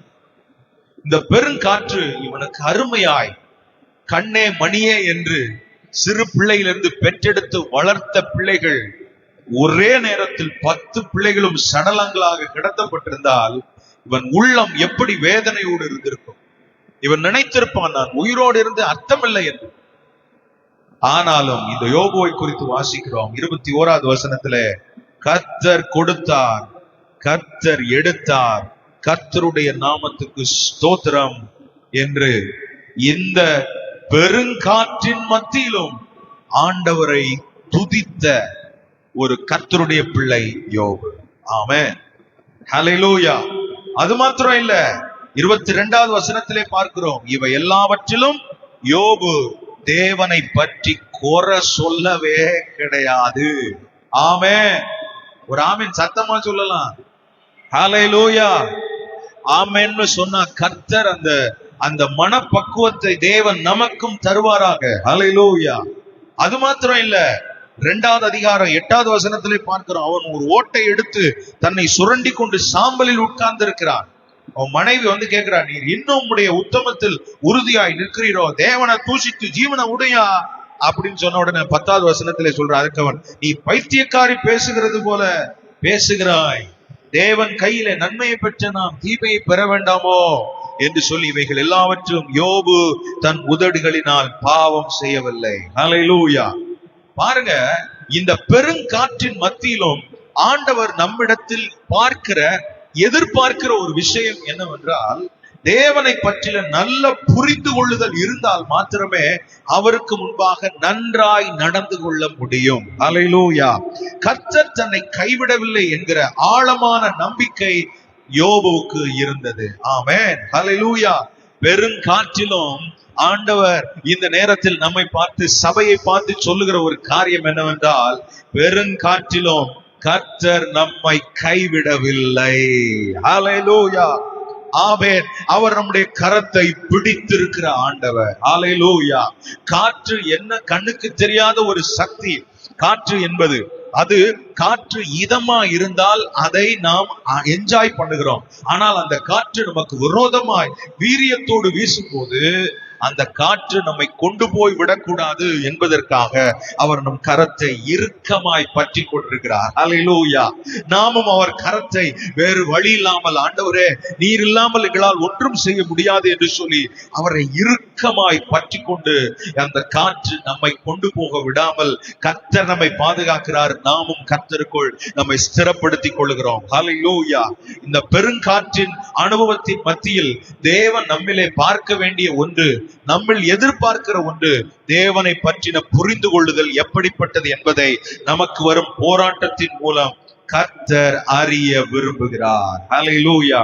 பாருங்க, நம்ம ரொம்ப சந்தோஷமா, நான் அடிக்கடி சொல்றது உண்டு, நம்ம சந்தோஷமா பிரியாணி சாப்பிடும் போது நம்ம சந்தோஷப்படுறத பார்த்து ஆண்டவர் சந்தோஷப்படுற ஆண்டவர் இல்ல.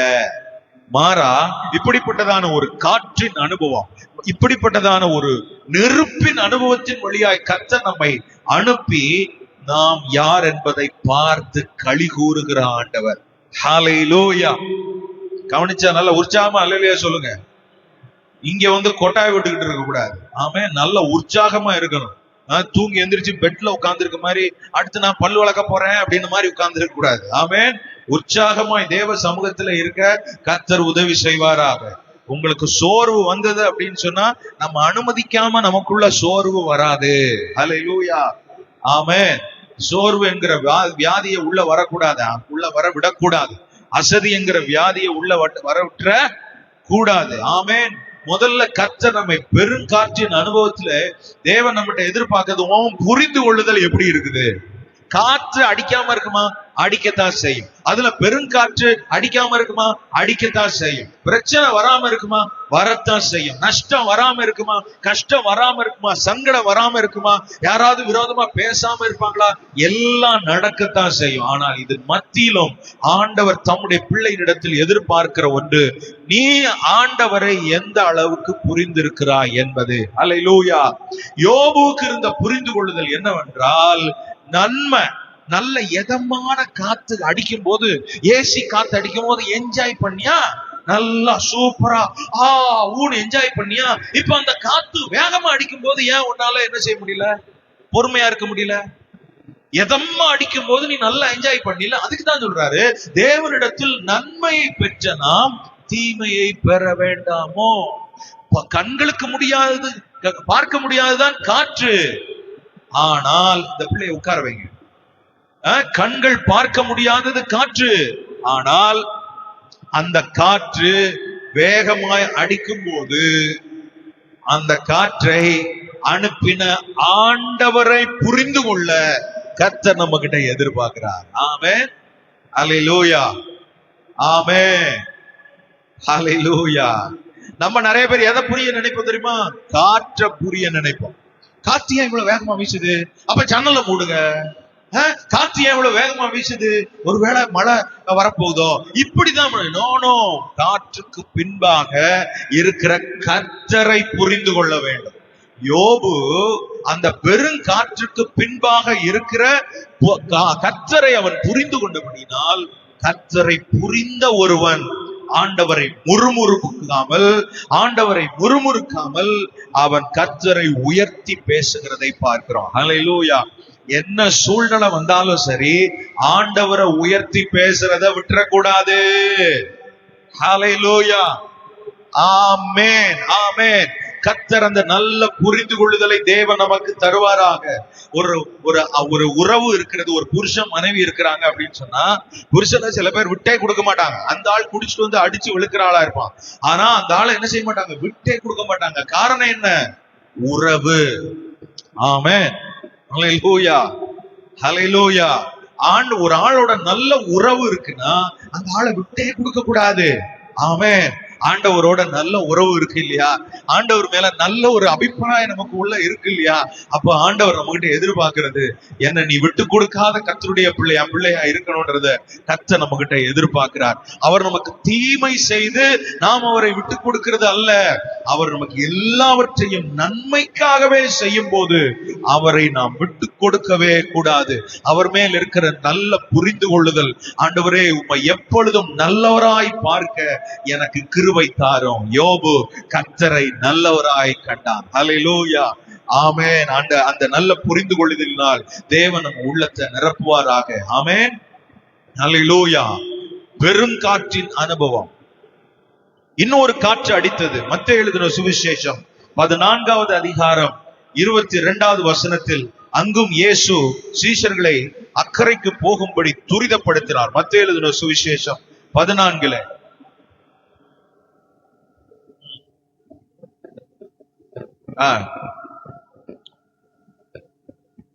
அவங்களை அவசரப்படுத்துறாரு. ஏன் இவர் இவ்வளவு அவசரப்படுத்துறாரு அப்படின்னு பார்த்தா 24வது வசனத்துல பார்ப்போம். அதற்குள்ளாக படவு நடுக்கடலே சேர்ந்து, என்ன காற்றுங்க அதுக்கு பேரு?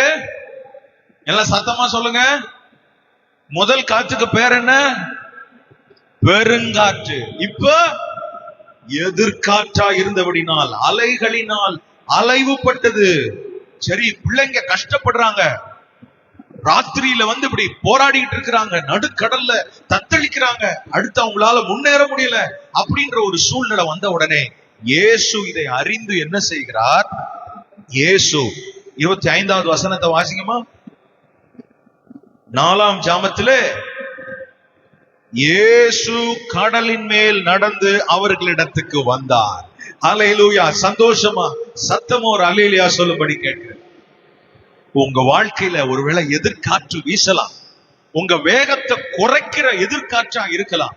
ஆனால் அந்த காற்றுக்குள் உங்களை அனுப்பின இயேசு கடலின் மேல் நடந்து தன் பிள்ளைகளிடத்திற்கு வந்தார். ஹல்லேலூயா. நம்ம கஷ்டம் அவருக்கு தெரியுங்க. நம்ம கஷ்டம் ஒருவேளை யாருக்குமே புரியாதது போல நமக்கு ஒருவேளை நம்ம நினைச்சிட்டு இருக்கலாம். ஆனால் ஆண்டவர் இன்றைக்கு சொல்றது, உன் கஷ்டத்தை நான் அறிந்து உனக்கு ஏற்ற உதவியை ஏற்ற நேரத்தில் செய்ய உன் அருகே நான் வருகிற கர்த்தர். ஹல்லேலூயா. ஆமென். 25வது வசனத்திலே பார்க்கிறோம், அவர் கடலின் மேல் நடக்கிறதை சீஷர்கள் கண்டு கலக்கம் அடைந்து ஆவேசம் என்று சொல்லி பயத்தினால், பாருங்க என்ன ஒரு நிலைமை. அதாவது அந்த சூழ்நிலையை கொஞ்சம் கவனிங்க. நடுச்சாமா காத்து அடிக்குது, ஊன்னு காத்து அடிக்குது, சுத்தி இருட்டு. கடல்னா எப்படி இருக்கும்? அதாவது வீட்டுல கரண்ட் போனாலே நம்மளால என்ன செய்ய முடியல, ஒரு மாதிரி பதவதிச்சு போயிடுறோம். இதுல காத்து வேற, படகு வேற அலசடிப்படுது, முன்னேற முடியல. இதுல தூரத்துல வெள்ளையா ஒரு உருவம் தெரியுது. தூரத்துல வீடு போது அந்த இயேசு பார்த்தா எப்படி தெரியுது? எப்படிங்க தெரியுது? பேய் மாதிரி தெரியுது. எப்படி இருக்காங்க பாருங்க. நம்ம சூழ்நிலை சில நேரத்துல நல்லதையே கெட்டதா என்ன செய்யும், பார்க்க வச்சிரும். நம்ம சூழ்நிலை நிறைய நேரம் நம்ம உள்ளத்தை என்ன செய்திருது, ஆட்டி படைக்க ஆரம்பிச்சிடும். கல்லறைக்குள்ளே மரியாள் அழுது கொண்டிருக்கிறார். பின்னாடி ஒரு உருவம் வந்து நிக்குது. அவரை பார்த்த உடனே இவ என்ன நினைச்சிட்டா, தோட்டக்காரன்னு நினைச்சு அவரை பார்த்து கேட்கிறான், நீராவது எடுத்து போயிருந்தீரா இயேசுவின் சரீரத்தை அப்படின்னு கேட்கறது. ஏன்? அந்த சூழ்நிலை, அவள் இருக்கிறது ஒரு கல்லறை தோட்டம். கல்லறை தோட்டத்தில் ஒருவர் வந்து நிக்கிறான்னா அது இயேசுநாதரா இருக்க முடியாது, கல்லறை வெட்டியானா தான் இருக்கணும் அப்படின்னு நினைச்சு. ஏன்னா நம்ம சூழ்நிலை நிறைய நேரம் நம்மை சூழ்நிலைக்கு ஏற்றது போல் நம்மை யோசிக்க வைத்து விடும். ஆனால் ஆண்டவர் இன்றைக்கு சொல்வது, இல்லாத ஒன்ன பார்த்து நீ பயப்படாத, இல்லாத ஒன்ன உன் உள்ளத்துல நினைச்சு அசவோடாக, இல்லாதத உன் உள்ளத்துல நினைச்சு அதை கண்டு அதை உருவமாக்கி பயப்படாத. இல்லாதது இல்லாததாவே இருக்கட்டும், இருக்கிறவராகவே இருக்கிறவர் உனக்கு முன்பாக நின்று உன்னை நடத்த, உன்னோடு பேச அவர் உண்மையுள்ளவராய் இருக்கிறார். ஹல்லேலூயா. நல்ல ஆண்டவரை ஸ்தோத்திரம் பண்ணுவோம். இல்லாத ஒன்ன பார்த்து, என் சூழ்நிலையினால இல்லாத ஒன்ன பார்த்து நான் பயப்படுற நிலைமை இருக்கக்கூடாது ஆண்டவரே என்கிற ஒரு நிலைமை கர்த்தர் நமக்குள் அந்த தைரியத்தை கர்த்தர் நமக்கு தருவாராக. ஆண்டவர்கிட்ட நம்ம ஜெபம் பண்ண வேண்டியது, ஆண்டவரே பணம் கொஞ்சம் கொஞ்சமா குறைஞ்சு வரும்போது நம்ம சூழ்நிலை நம்மை பேங்க்ல இருக்கிற அந்த மிச்ச பேலன்ஸையே யோசிக்க வைக்குது. அங்கங்க வியாதி பரவுது அப்படின்னா நமக்கும் அது வந்துருமோ அப்படின்ற ஒரு நிலைமை நமக்குள்ள வந்துருச்சு. திடீர்னு ஒரு காய்ச்சல் வந்தாலே நம்ம என்ன யோசிக்கிறோம், என்ன காரணமே இல்லாம காய்ச்சல் வருது அப்படின்னு நம்ம நினைக்கிறோம். ஆண்டவர் இன்னைக்கு சொல்றது, கர்த்தர் நம்ம கிட்ட எதிர்பார்க்கிறது என்னன்னா, உன் சூழ்நிலையினால் நீ உன்னை பாதிப்புக்குள்ளாக்க இடம் கொடுக்காதே. உன் விசுவாசம் உன்னை விட்டு போவதற்கு இடம் கொடுத்து விடாதே. கர்த்தர், நான் உன்னை அழைத்த தேவன், நான் உன்னை தாயின் கருவில் உருவாக்க முன்னமே பெயர் சொல்லி அழைத்த ஆண்டவர். ஹல்லேலூயா, ஹல்லேலூயா, ஹல்லேலூயா. 27வது வசனத்திலே பார்க்கிறோம், இயேசு பேச ஆரம்பிக்கிறார். இவங்க எல்லாரும் நினைச்சது என்ன, பேய் நினைச்சிட்டாங்க. ஆனா 27வது வசனத்துல பார்க்கிறோம், திடன் கொள்ளுங்கள், நான் தான், பயப்படாதிருங்கள் என்று இயேசு தூரத்திலிருந்து பேசுகிறதை பார்க்கிறோம். ஹல்லேலூயா. ஆண்டவர் இன்னைக்கு சொல்றது என்ன தெரியுமா, ஆண்டவர் நீ நடக்காத ஒண்ண நடக்கும்னு பயப்பட்டா, ஆண்டவர் இந்த காலையில உங்களை கூட்டிட்டு வந்தது எதுக்கு தெரியுமா, ஆண்டவர் அது நடக்காது அப்படி இல்லைன்னு சொல்றதுக்காக கர்த்தர் உங்களை இந்த காலை நேரத்துல கூட்டிட்டு வந்திருக்கிறார். நீங்க நினைக்கிற மாதிரி நடக்காது, நீங்க பயப்படுற மாதிரி இல்ல, கர்த்தர் அதை நன்மையா மாத்திடுவார். ஹல்லேலூயா. இன்றைக்கு ஆண்டவர் சொல்வது, நீ வீட்டுக்கு போன உடனே அந்த நல்லதை நீ ருசிக்க, அனுபவிக்க, நீ வீட்டுக்கு போகும்போது அது நடக்கவில்லை என்பதை உறுதியிட்டு சொல்ல கர்த்தர் அப்படி செய்ய உண்மை உள்ளவராய் இருக்கிறார். ஹல்லேலூயா, ஆமென். பேதுருக்கு உடனே தெரிஞ்சிருச்சு, ஓ தூரத்துல இருந்து பேசுறதுக்கு இயேசுநாதர் மாதிரி இருக்கு, நம்ம அப்படி தப்பா நினைச்சிட்டோமே, பேய் நினைச்சிட்டோமே அப்படின்னு சொல்லி இவன் நினைத்து ஒருவேளை ஆண்டவரை நோக்கி இவன் பேசுறான். ஆண்டவரே, 28வது வசனத்துல, நீரே ஆனால் நான் ஜலத்தின் மேல் நடந்து வர கட்டளையிடும். 29 அவரும் வான்னு சொல்லிட்டார். ஆமென், ஹல்லேலூயா. ஆச்சரியமா இருக்கு. பேதுருவை நினைக்க போது சுத்தி இருட்டு, தூரத்துல வெள்ளையா ஒரு உருவம், அது இயேசுன்னு இப்ப அறிஞ்ச உடனே இவர் அடுத்த எக்ஸ்ட்ரீமுக்கு போறார். எப்படி? தூரத்திலே பார்த்தது இயேசுனா, இயேசுவை பார்த்த உடனே காற்றோ கடலோ இருட்டோ நைட்டோ எல்லாம் மறந்து போச்சு. நான் கடல்ல குதிச்சு போறேன். டேய், இதுக்கு முன்னாடி வரைக்கும் பிசாசுன்னு பயந்த நீ இப்ப அந்த கடல்ல, இதுதாங்க கர்த்தர் நம்ம கிட்ட எதிர்பார்க்கிறது. நீ பயப்படும் நேரத்தில், நீ பொறுமை இழக்கும் நேரத்தில் உனக்கு தேவை ஆண்டவரும் அவருடைய பிரசன்னமும் அவருடைய சத்தமும். ஹல்லேலூயா. நம்ம பயம் உடனே காதுல ஹெட்போனை மாட்டிக்கிட்டு பாட்டு கேட்க ஆரம்பிச்சிடறோம். முட்டாள்தனமா. பாட்டு கிடையாது. தேவனிடத்தில் போகும். செல்ல தூக்கி ஓரத்துல கடாசிட்டு ஆண்டவர்கிட்ட போய் நீங்க பேசு. கர்த்தர் அவனை பார்த்து ஒரு வார்த்தை சொன்னார், வான்னு சொல்லி. ஹல்லேலூயா.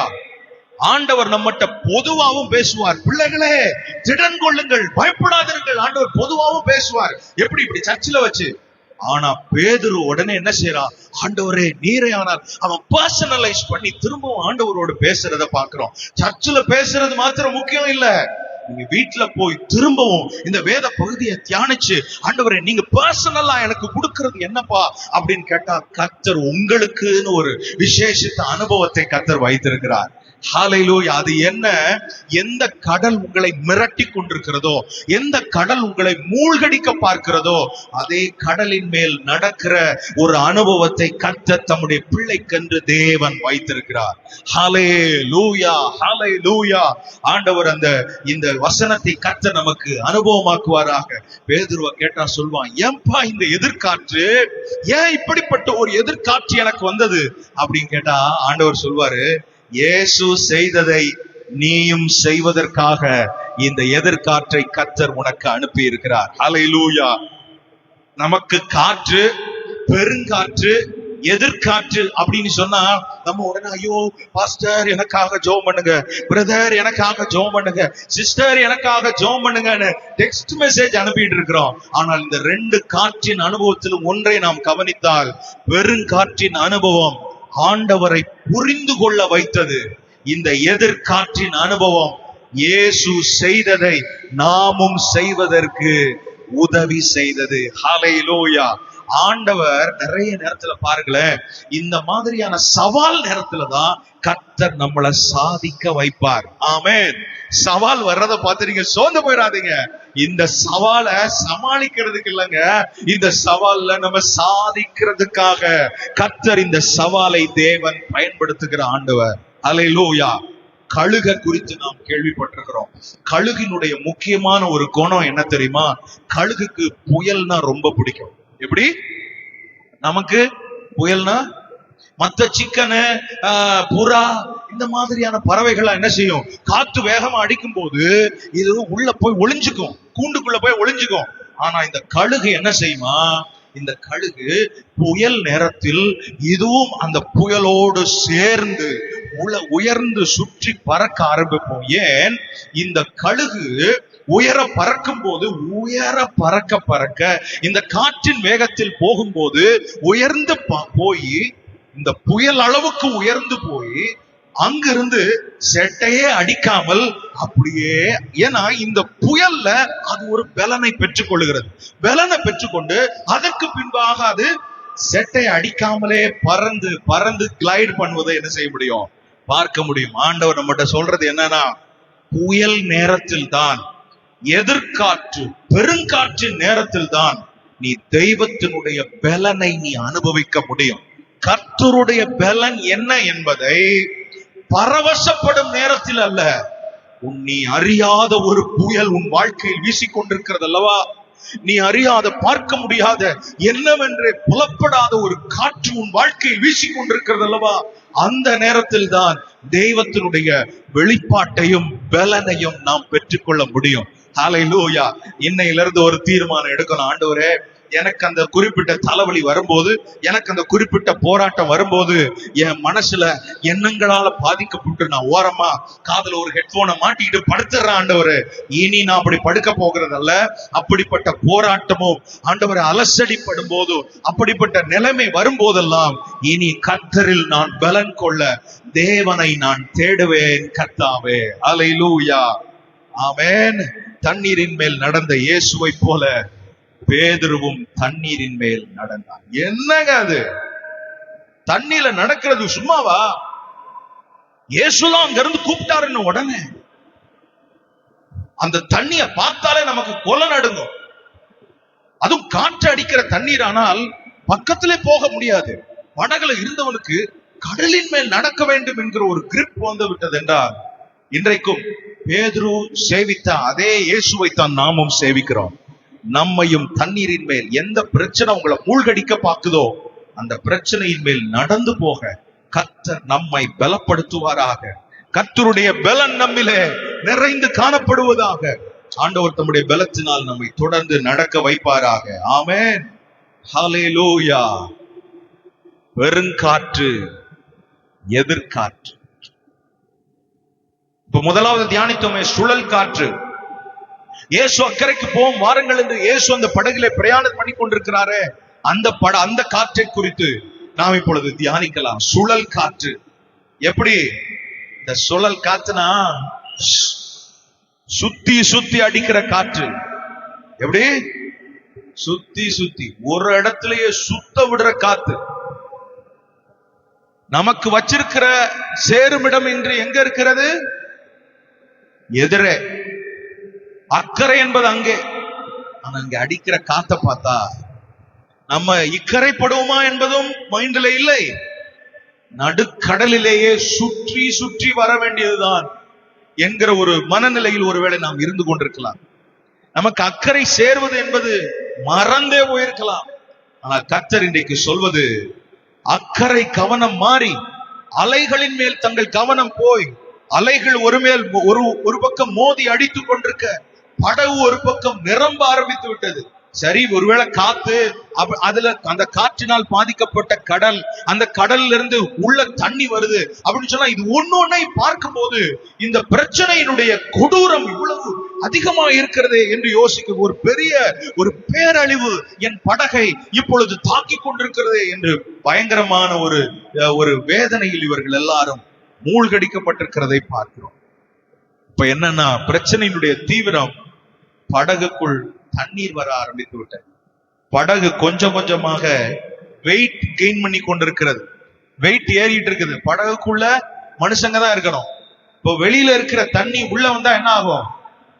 படகு வேகமாய் மூழ்க ஆரம்பிக்கும். ஏன்னா படகுக்குள்ள ஏற்கனவே வெயிட் இருக்குது. அப்போ படகுக்குள்ள வெயிட் வெளியே இருக்கிற வெயிட்டை விட கம்மியா இருக்கணும். வெளியே இருக்கிற விஷயம் உள்ள வந்துட்டா, உள்ள இருக்கிற விஷயம், படகுனா என்னங்க?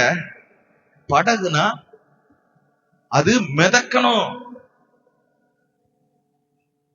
ஆனா இந்த படகு மிதக்க கூடாதுன்னு ஒரு கண்ணால் பார்க்க முடியாத ஒரு சக்தி போராடி இந்த படகினுடைய தனித்துவத்தையே இழந்து போகிற அளவுக்கு இந்த படகை மூழ்க செய்ய ஒரு சக்தி போராடி கொண்டிருக்கிறது. உன்னை அவமானப்படுத்தவும் உன்னுடைய தனித்துவத்தை அழிக்கவும் நினைக்கிற இந்த கண்ணால் பார்க்க முடியாத சக்தி, சத்துருவின் வல்லமை உன்னை கேவலப்படுத்தணும்னே நினைக்கிறது. உன்னை தலைகுனிய வைக்க வேண்டும் என்று போராடி கொண்டிருக்கிற, உன்னுடைய தனித்துவத்தை நீ இழந்து ஒன்றுமில்லாமல் ஆக வேண்டும் என்று நினைக்கிற ஒரு சக்தி. இருக்க வேண்டியது இப்போது உள்ளே வந்து, வெளியே இருக்க வேண்டியது இப்போ உள்ள வந்துருச்சு. உலகத்தானுக்கும் எனக்கும் வித்தியாசம் இல்லாம போயிருச்சு. உலகத்தில் இருக்கிற அதே பிரச்சனை தான் என் படகுக்குள்ள, என் படகும் இந்த பிரச்சனையை தான் பேஸ் பண்ணுது. ஆனா இயேசு என் படகுல இருக்கிறாருன்னு சொல்றோம், அவனுக்கு நமக்கும் வித்தியாசமே இல்லாம போயிருச்சே என்கிற ஒரு எண்ணத்தோடு, போராட்டத்தோடு இந்த இடத்துல வந்திருக்கலாம். இந்த படகுக்குள் ஒரு விதமான அமைதியின்மை இருக்கிறதை பார்க்கிறோம்.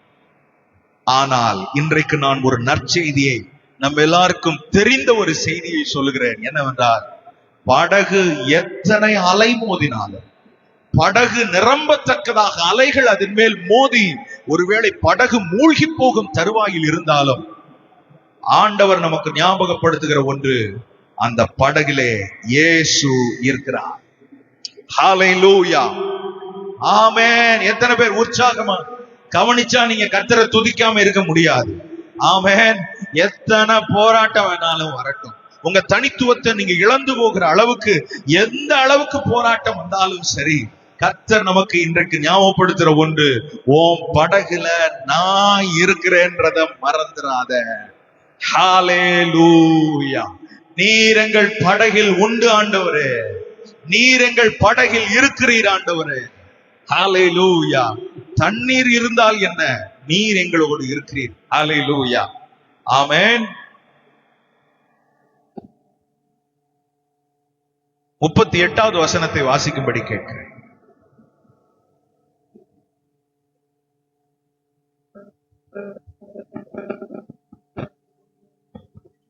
வாசிங்க.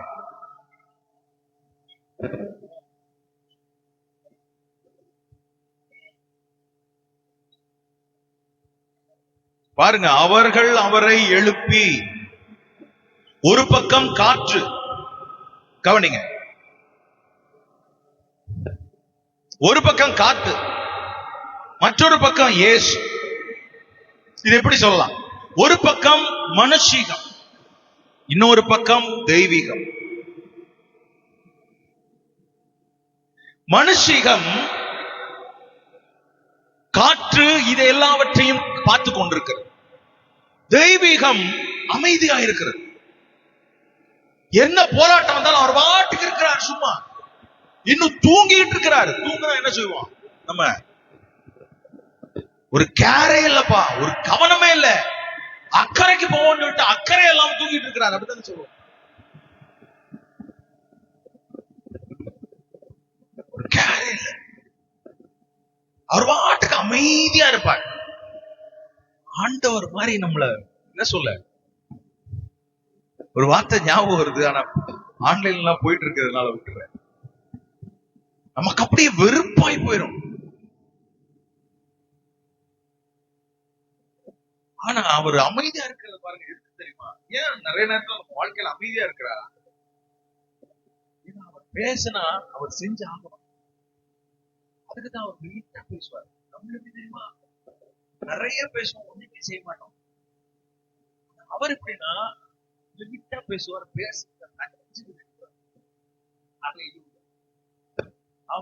அவருக்கு நமக்கு வித்தியாசம் தான். அதனால அவர் பேச மாட்டாரு, ஒரு வார்த்தை பேசுவார். என்ன பேசினார் பேதுரு? அவன் நீரே ஆனா கண்ணீர் மேல் நடந்து ஒரே ஒரு வார்த்தை பேச, ஒரே ஒரு எழுத்து சொல்ல போனா, ஒரே ஒரு வார்த்தை எடுத்து பாட்டுவா, கவனமாவா, நம்மளால என்ன சொல்லிப்போம், தண்ணி மேல் நடக்கிற, கொஞ்சம் அப்படியே பேலன்ஸ் பண்ணிக்க, சோதனை பண்ணிட்டே வா அப்படின்னு சொல்லுவாங்கல்ல. ஏன்னா நான் வான்னு சொன்னதுக்கு காரணம், உனக்கு தண்ணீரின் மேல நடக்கிறதுக்கு ஏற்ற கிருபையை நான் உனக்கு கொடுத்து விட்டேன். இவன் பெரிய வார்த்தையெல்லாம் இல்ல, அந்த வான்ற ஒரு எழுத்து, இந்த வான்ற ஒரு வார்த்தையை பிடிச்சுக்கிட்டே தண்ணி மேல என்ன செஞ்சுட்டான், நடந்து வந்ததை பார்க்கிறோம். ஹல்லேலூயா. ஆண்டவர் அப்படிப்பட்ட ஒரு விசுவாசத்தை தேவன் நமக்கு தருவாரா? கர்த்தருடைய வசனத்தை பிடித்து கொண்டு நடக்கிற அனுபவம் கர்த்தர் இனி வரும் நாட்களில் ஒரு புதிய விதத்தில் நமக்கு கிடைக்க கர்த்தர் உதவி செய்வாராக. ஆமென், ஆமென், ஹல்லேலூயா. நான் சொன்னேன் இல்லையா, ஒரு பக்கம் காத்து, இன்னொரு பக்கம் ஆண்டவர் இயேசு. இயேசு எல்லாரும் கவனிக்கிறது முக்கியமா இருக்கு. இயேசு காற்றை பார்க்கவில்லை, மாறாக சீஷர்களை பார்த்து கொண்டிருக்கிறார். ஆனா சீஷர்களோ காற்றை பார்த்து கொண்டிருக்கிறார். இயேசுநாதரை பார்க்க. நான் சொல்றது புரியுதா? ஒரு பக்கம் காத்து, இன்னொரு பக்கம் இயேசு. இயேசு சீஷர்களை பார்த்து கொண்டிருக்கிறார். ஏன்னா இயேசுதான் சீஷர்களை பார்த்து கேட்டது, ஏன் இப்படி பயந்தீங்க, ஏன் உங்களுக்கு விசுவாசம் இல்லை? இவங்களை பார்க்கிறார். ஆனா இவங்க எதை பார்க்கிறாங்க? காற்றை பார்த்து கொண்டிருக்கிறார். இயேசு காற்றை பார்க்கவே இல்லை. ஆச்சரியமா இருக்கு. அதைத்தான் பார்க்காம இருந்த உடனே இவங்க உடனே என்ன சொல்றாங்க? போதகரே, நாங்கள் மடிந்து போகிறது உமக்கு கவலை இல்லையா என்று. ஆனால் இயேசுவுக்கு என்ன தெரியுமா? இதை புரிந்து கொள்ள வேண்டும். இயேசுவுக்கு காற்றும் கடலும் தண்ணி உள்ளே வருவதும் பிரச்சனையே இல்லை. இயேசுவுக்கு பிரச்சனை எல்லாம் நீ ஏன் பயந்தாய் என்பது. நாம் எதை பிரச்சனையாய் பார்க்கிறோமோ அதை இயேசு பிரச்சனையாகவே பார்க்கல. பாருங்க, ஒரு உதாரணம் இந்த சம்பவத்திலே இருக்குது. நாம் கடலை பிரச்சனையாக பார்ப்போம். ஆனால் என்றைக்கு இயேசு வாவென்று கட்டளை கொடுத்தாரோ அதை பிரச்சனையாவே பார்க்காம அதே கடல்லையே நடந்தா பாருங்க பீட்டர். ஆண்டவர் இன்றைக்கும் நமக்கு ஞாபகப்படுத்துகிற ஒன்று, நான் எதை பார்க்கிறேனோ நீயும் அதை பார்க்க கற்றுக்கொள். நான் எதை பார்க்கவில்லையோ அதை நீ கண்டுகொள்ளாதே, சட்டை பண்ணாதே. நாம் பிரச்சனையே பார்த்து கொண்டிருப்பதனால் பிரச்சனை நம்மை இயேசுவை மறக்க வைக்கிறது. ஆண்டவர் இன்னைக்கு சொல்றது என்னன்னா, நீ பிரச்சனைய பார்க்காத. காற்றும் கடலும் அப்படித்தான் கொந்தளிக்கும், தண்ணியா உள்ள வரத்தான் செய்யும். இதன் மேல் நீ கவனத்தை செலுத்தாது. இது எல்லாவற்றையும் படைத்த ஒருவர் உன் படகில் இருக்கிறாரானால் அந்த படைத்த ஆண்டவரை நீ பார்த்தால் இவைகள் எல்லாம் ஒன்றுமே அல்ல. இவன் இந்த காற்றையும் கடலையும் பார்த்து மண்டையை பிச்சுக்கிறானுங்க. ஏ பேதுரு, போட்டை இந்த பக்கம் வள, ஜான் இந்த பக்கம் பிடி, பீட்டர் இந்த பக்கம் வா, எல்லாம் சேர்ந்து படக அமைதிப்படுத்துறதுக்கு ட்ரை பண்றாங்க. ஆனா இயேசுவோ எழுந்து இவ்வளவு நேரம் போராடினாங்களே, அசிங்கப்படுத்துற மாதிரி இயேசு என்ன பண்ணார்? இறையாது அமைதலா இருந்தார், எல்லாம் அமைதியா போச்சு. இதுக்காகவா இவ்வளவு நேரம் மண்டையை பிச்சுக்கிட்டோம்? நம்மளையும் சில நேரத்தில் இப்படித்தான் அசிங்கப்படுத்து வராங்க. எந்த பிரச்சனை இப்படி வருவாங்களோ, 4 பேரை கூட்டிட்டு வருவாங்களோ, இத்தனை பேர் வந்து நம்ம மிரட்டுறாங்களோ, இப்படி சத்தம் போடுறாங்களோ, இப்படி ஜெபம் பண்ண விட மாட்டேங்கிறாங்களோ, இப்படி கோபம் வர்றாங்களோ, பிரச்சனையா வந்துருமோ அப்படின்னு நினைக்கும் போது அந்த ஆள் நல்லா சிரிச்சுட்டே வருவாங்க. ஏன் தெரியுமா? ஆண்டவர் நம்மிடத்தில் கற்றுக் கொடுக்கிற ஒன்று, நீ என்னை பார்த்து காற்றை பார்க்க கற்றுக்கொள். காற்றை பார்த்து என்னை பார்க்காதே. காற்றை பார்த்து நீ என்னை பார்த்தால் காற்றின் வேகத்தில் என்னை நீ மறந்து விடுவாய். என்னை பார்த்து நீ காற்றை பார்த்தால் நான் செய்ய வேண்டியதை தானும் செய்வான், என்னிலும். என்னை விசுவாசிக்கிறவன் என்ன போட்டிருக்கு பைபிள்ல? என்னை விசுவாசிக்கிறவன் நான் செய்த கிரியைகளை தானும் செய்வான், என்னிலும் அதிகமா செய்வான். ஆண்டவர் இயேசு தாவாயால சொல்லி இருக்கிறார். அப்படின்னா ஆண்டவர் எதிர்பார்த்தது என்ன அப்படின்னா, நீ ஏன் பயந்தாய், உனக்குள் ஏன் விசுவாசம் இல்லாமற் போனது என்றால், தேவன் எதிர்பார்த்த ஒன்று, நான் உன் படகில் இருக்கிறேன் என்றால் நான் எழுந்து அதட்ட வேண்டும் அல்ல, நீ என் நாமத்தினாலே ஒன்றை செய்ய உனக்கு நான் வல்லமை கொடுத்திருக்கிறேன், உனக்கு நான் விசுவாசத்தை கொடுத்திருக்கிறேன். நான் எழுந்து ஒன்றை அதட்டி அமைதிப்படுத்த வேண்டும் என்றல்ல, என் நாமத்தினாலே நீ செய்வாயானால் நீயே காற்றையும் கடலையும் அமைதிப்படுத்தி இருக்க முடியும். ஹல்லேலூயா. ஆண்டவர் இன்னைக்கு நமக்கு கற்றுக் கொடுக்கிறது என்னன்னா, நீங்க ஜெபம் பண்ணும்போது எப்படி ஜெபம் பண்றீங்க? பிரச்சனை அப்படியே எடுத்துட்டு வந்து ஆண்டவர் பாதத்துல உட்கார்றோம். சரி, வருத்தப்பட்டு பாரம் சுமக்கிறவர்களே நீங்கள் எல்லாரும் என்னிடத்தில் ஆறுங்க. ஆனா போகும்போது திரும்பவும் அந்த வருத்தப்பட்டு பாரம் சுமக்கிறதையே என்ன செஞ்சிடறோம்? ஆண்டவர் இன்னைக்கு சொல்றது என்னன்னா, நீ வந்து என் பாதத்தில் இறக்கி வச்சுட்டு நான் பெற்றுக்கொள்வதை நீ எடுத்துக்கொண்டு போ. ஹல்லேலூயா. ஆண்டவர் நம்மை ஆவிக்குரிய வாழ்க்கையில் ஒரு லெவலுக்கு மேலே கொண்டு போக விரும்புகிறார். ஆண்டவர் எதிர்பார்க்கிற, தேவன் நமக்கு கற்றுக் கொடுக்கிற ஒன்று, நீ காற்றை, கண்ணுக்கு தெரியாத ஒன்று, அதை பார்க்க முடியவில்லை என்றால் அதை பார்க்க முடியாததாகவே வைத்துக்கொள். அதற்கு ஒரு அடையாளம் போட்டு, அதற்கு ஒரு வரைபடம் ஒன்றை போட்டு, அதை பார்த்து பயந்து பயந்து நிற்கிற நிலைமை இல்லாமல், ஆண்டவர் அந்த பயத்தின் ஆவி நம்மை விட்டு வெளியேற, தேவன் நமக்கு பயமுள்ள ஆவியை தராமல் பலமும் அன்பும் தெளிந்த புத்தியும் உள்ள ஆவியை கொடுத்திருக்கிறார். ஹல்லேலூயா. ஆமென். கர்த்தர் நம்மிடத்தில் எதிர்பார்ப்பது அதுவே. கர்த்தர் நம்மிடத்தில் எதிர்பார்க்கிறது அதுவே. ஹல்லேலூயா, ஹல்லேலூயா, ஆமென். ஆண்டவருக்கு பிரச்சனை என்ன தெரியுமா? நம்ம தான் பிரச்சனை. நமக்கு காற்றும் கடலும் பிரச்சனை, ஆண்டவருக்கு பிரச்சனை. ஆண்டவரே காற்றை பாருங்க, காற்றை பாருங்கன்னு சொன்னா ஆண்டவர் என்னையே பார்த்துக்கிட்டு இருக்கிறாரு. காரணம் என்ன? நேற்று மாலையும் இதை சொன்னேன் என்று நினைக்கிறேன். ஆண்டவர் நம்மையே பார்த்துக்கிட்டாருன்னா ஆண்டவருக்கு பிரச்சனைக்கு பிரச்சனையே கிடையாது. அது பிரச்சனை தான் நமக்கு, ஆனா அவருக்கு பிரச்சனையே இல்லை. ஆண்டவர் நம்மிடத்தில் எதிர்பார்க்கிற ஒன்று, நீ ஏன் பயப்பட்ட, உனக்குள்ளே ஏன் விசுவாசம் இல்லாமல் போனது என்றால் நீ பயப்படாமல் அதை பார். அது உனக்கு பிள்ளையாக ஒரு குட்டி நாயை போல மாற கர்த்தர் உதவி செய்வார். குட்டி நாயை பார்த்திருக்கீங்களா? நம்மள பார்த்துருக்கோம்ல. குட்டி நாய் எப்படி வரும்? சிங்கம் மாதிரியா வரும், சீறிக்கிட்டு. குட்டி நாய் எப்படி வாலாட்டிக்கிட்டு, அது பார்த்தா நமக்கு ஒரு பயமே இருக்காது. அதுக்கு காலை விட்டு என்ன செஞ்சுட்டு இருப்போம்? விளையாண்டுட்டு இருப்போம். இன்னும் சில பேர் அந்த குட்டி நாய் வாய்க்குள்ள எல்லாம் விரல விட்டு என்ன செஞ்சுட்டு இருப்போம்? விளையாண்டு இருப்போம். ஏன்னா கர்த்தர் அப்படி மாற்றிடுவார். ஹல்லேலூயா. அவன் ஏசா எப்படி வந்தான்? யாக்கோபை கொல்றதுக்கு எப்படி வந்தான்? 400 பேரோட வந்தான். எதுக்கு? உறவு கொண்டாட வந்தானா? இல்லை, மொத்தமாக சூறையாடுவதற்கு வந்தான்.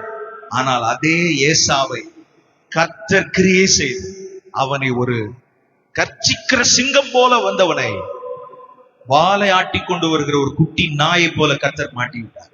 ஹல்லேலூயா. இதுதான் ஆண்டவர் செய்கிற அற்புதம். ஆமென். ஆண்டவர் இன்னைக்கு சில பேரை பார்த்து கேட்கிறாரு, ஏன் நீ பயப்பட்ட? ஏன் உனக்கு விசுவாசம் இல்லாமற் போயிற்று? நான் உன் படகில் இருந்த போதே நீ ஏன் பயந்தாய் என்பது கர்த்தர் வைக்கும் கேள்வி. இன்றைக்கு ஆண்டவர்கிட்ட மன்னிப்பு கேட்கணும். என்னன்னா, ஆண்டவரே, நீர் உம்மை நான் மறந்து விட்டு நான் பிரச்சனையை நினைத்தபடியால் பயந்து போனேன், என்னை மன்னியும் என்று கேட்டால் கர்த்தர் நம்மை மன்னித்து நம்மை விசுவாசத்தில் நிறைத்து அக்கறைப்படுத்துகிற ஒரு தேவன். ஹல்லேலூயா. ஆமென். ஆமென். சத்தமா சொல்லுங்க. 41வது வசனத்துல இயேசு செய்த பல அற்புதத்தை பார்த்து ஆச்சரியப்படுவது மாத்திரமல்ல, நாங்கள் ஒருவருக்கொருவர் விசுவாசிக்கத்தக்க தூண்டும் கருவிகளாய் இருக்க தேவன் நம்மில் எதிர்பார்க்கிறார். ஆமென். எனக்குள்ள இப்படி ஒரு கற்பனை, ஒருவேளை இது இருக்கலாம் நான் நம்புறேன். ஒருவேளை பேதுரு போட்ல இருந்து குதிச்சிட்டாரு. குதிச்சு அப்படியே போயிட்டு இருக்கிறார், தண்ணி மேல நடந்து போயிட்டு இருக்கிறார். ஒரு குறிப்பிட்ட கட்டம் வரும்போது இயேசு கையெட்டி தூக்கி விடுற அந்த தூரத்துக்கு வந்த போது டப்புன்னு என்ன செய்தார்? உள்ள போயிட்டாரு. கை பிடிச்சு தூக்க வேண்டியதாயிடுச்சு. இயேசு தூக்கி விட்டார். இத பின்னாடி இருந்து ஒரு கூட்டம் பார்த்துட்டே இருக்கு. மத்த 11 பேர் பார்த்துட்டு இருக்காங்க. ஒருவேளை இவர் மாத்திரம் வெற்றியா ஆண்டவர்கிட்ட போய் சேர்ந்திருந்தா, மூழ்காம போய் சேர்ந்திருந்தா, அடுத்து இருக்கிற 11 பேர் என்ன செய்யுமா? பீட்டர் போயிட்டாரியா? ஜீசஸ் ஜீசஸ் என்னையும் பார்த்து ஒரு வார்த்தை சொல்லுங்க, நானும் வந்துடுறேன். இல்லாட்டி அவர்கிட்ட சொன்னீங்கல்ல, நானும் வந்துடுறேன். நம்ம விசுவாசம் இன்னைக்கு எப்படி இருக்கு? மத்தவன் அந்த விசுவாசத்தை பார்த்து கற்றுக்கொள்ற அளவு இருக்குதா? இல்ல நீயே ஒரு பயந்தாங்குழியா இருக்கிறியா? புருஷன் மனைவி 2 பேர் பேசிக்கிறீங்க. ஒரு ஆள் பயந்துட்டா, ஐயோ பாதீங்க. ஒரு ஆள் பயந்தா இன்னொரு ஆள் விசுவாசத்துல தூக்கி விடுற ஆளா இருக்கணும். எப்படி நம்ம உங்க வீட்டுல ஒரு நஷ்டம் வந்துருச்சு, ஒரு கஷ்டம் ஏற்பட்டுச்சுன்னா உங்க வாயில இருந்து புறப்படுற வார்த்தைகள் எப்படிப்பட்டது? நம்முடைய விசுவாசம் பிறருக்கு முன் உதாரணமா இருக்கட்டும். நம்முடைய விசுவாசம் மற்றொருவரையும் அந்த விசுவாசத்துக்குள் நடத்துவதாய் இருப்பதாக. ஹல்லேலூயா. ஆமென். இயேசு எழுந்தார், காற்றும் கடலும் அமைதியாயிடும். உங்களை பார்த்து கேள்வி கேட்டார். கேள்வி கேட்டவங்க உங்களுக்குலாம் அசிங்கமாயிருச்சு. அந்த படகுக்குள்ள எப்படி இருந்தது தெரியுமா?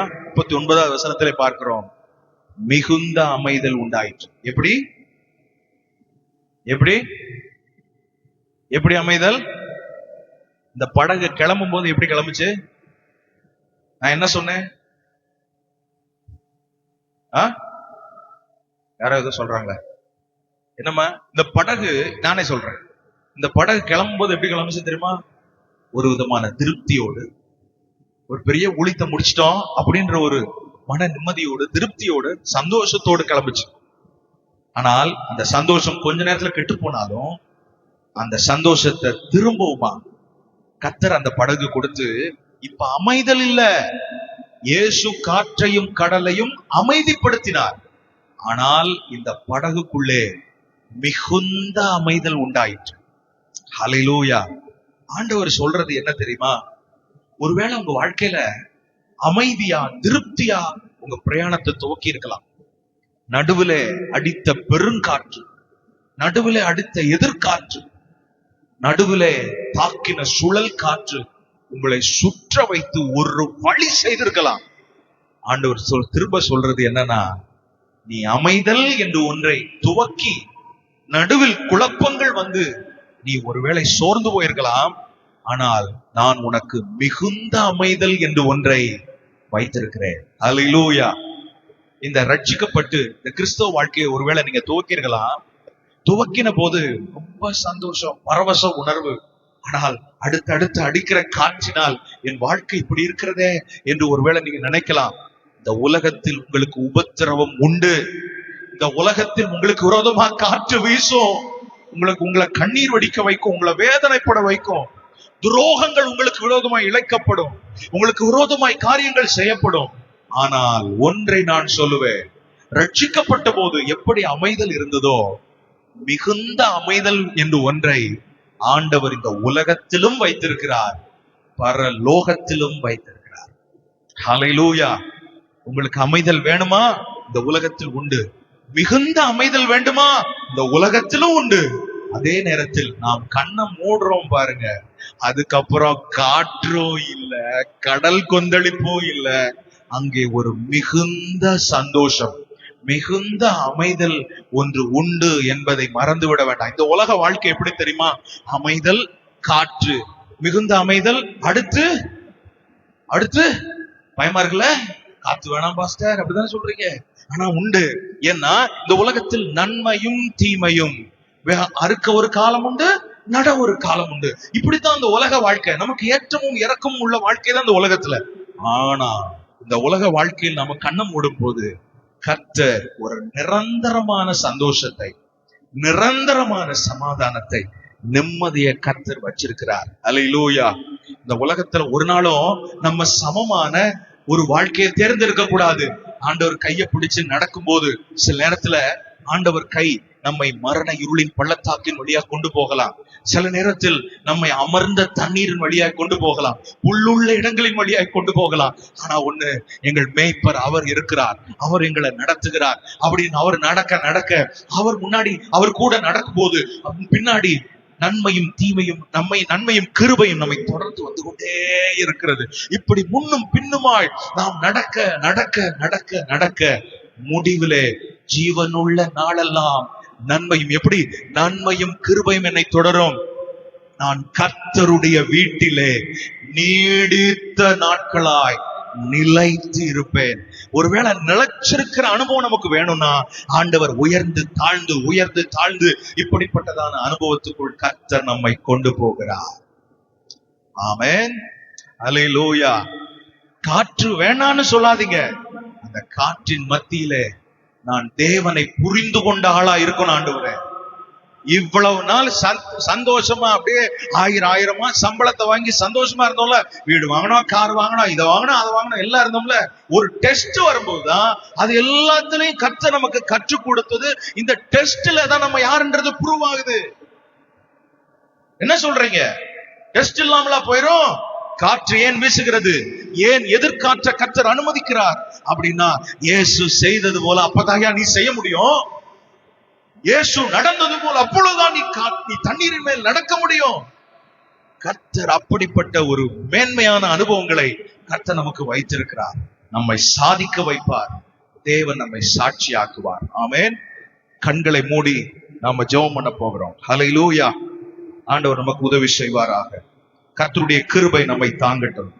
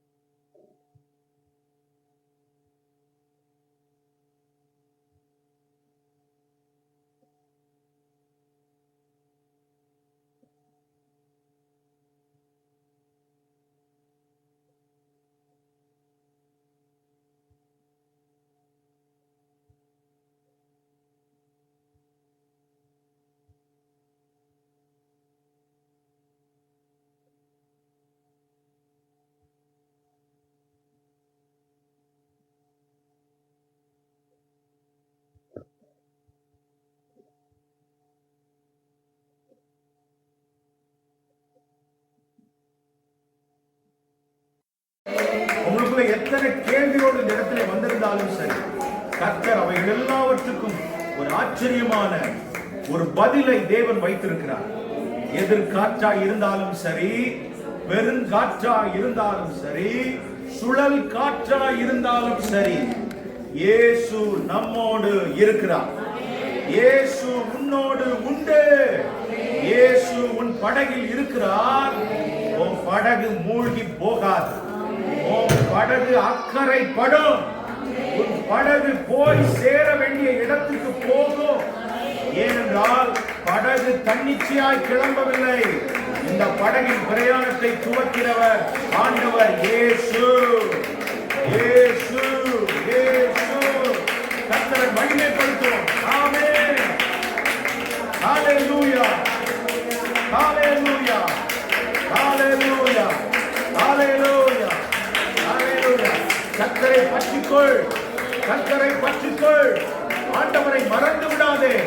உன் பிரச்சனை உன்னை இயேசுவின் பக்கமாய் திருப்புவதாக. பிரச்சனையே நினைத்து நினைத்து நினைத்து சோர்ந்து போய்விட வேண்டாம். பிரச்சனை இருந்தாலும் இயேசுவின் படகில் இருக்கிறார். பிரச்சனை இருக்கிறது, ஆனால் பிரச்சனை இருக்கிறது உண்மை. படகுக்குள் தண்ணீர் வந்தது உண்மை. ஆனால் அதை விட உண்மை, இயேசு படகிலே இருக்கிறார். இயேசு இந்த ஊழியத்திலே இருக்கிறார். இயேசு இந்த குடும்பத்திலே இருக்கிறார். படகு மூழ்கி போகாது.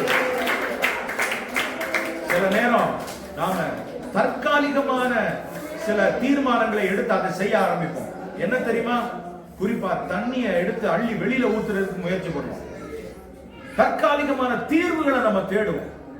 ஆண்டவர்கிட்ட இன்னைக்கு சொல்லுவோம், இல்ல ஆண்டவரே, எனக்கு வந்த பிரச்சனை பெரியதுதான், ஆனால் தற்காலிகமான தீர்வுகளை நான் தேடி போக மாட்டேன். எத்தனை பேர் அப்படி சொல்லி ஜெபம் பண்ணுவீங்க? நீ உன் படகுல தண்ணி வந்துருச்சுன்னா அந்த தண்ணி அள்ளி ஊத்துறதுல நிக்காத. மாறா இயேசுவை மையப்படுத்தி ஆண்டவர் சுற்றிலும் இருக்கிற காற்றையும் கடலையும் அமைதிப்படுத்த முயற்சி பண்ணு. ஹalleluya. இயேசு தண்ணி எடுத்து ஊத்த சொல்லல. இயேசு இந்த பிரச்சனையின் வேர் எங்கே இருக்கிறதோ அங்க கை வச்சதை பார்க்கிறோம்.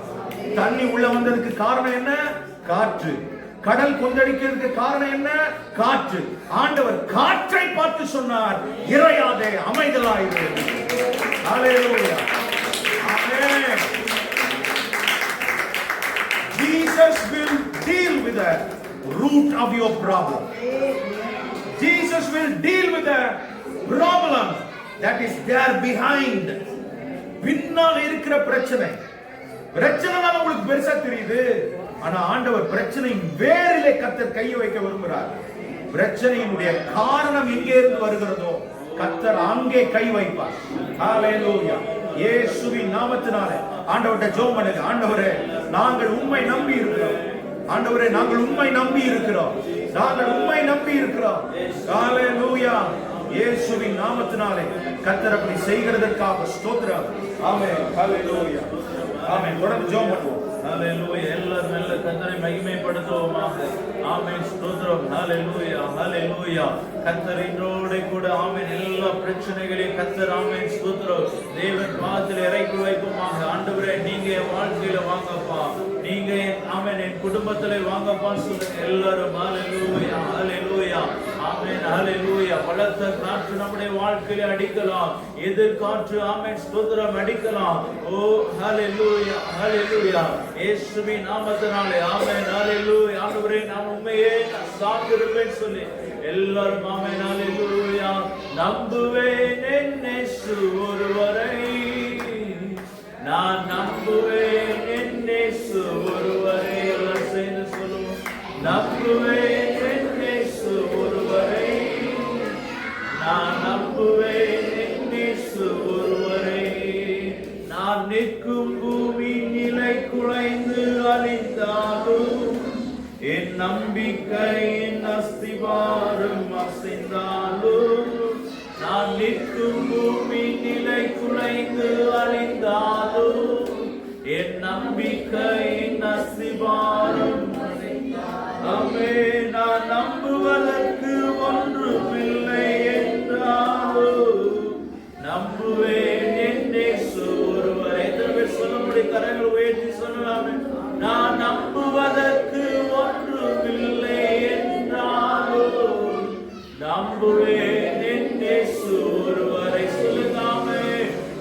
நம்புவேன் என் இயேசு ஒருவரை, நான் நம்புவேன் என் இயேசு ஒருவரை, நம்புவேன் என் இயேசு ஒருவரை, நான் நம்புவேன் என் இயேசு ஒருவரை, நம்புவேன் இயேசுவை, நம்புவேன் இயேசுவை, நம்புவேன் இயேசுவை, நம்புவேன் இயேசுவை.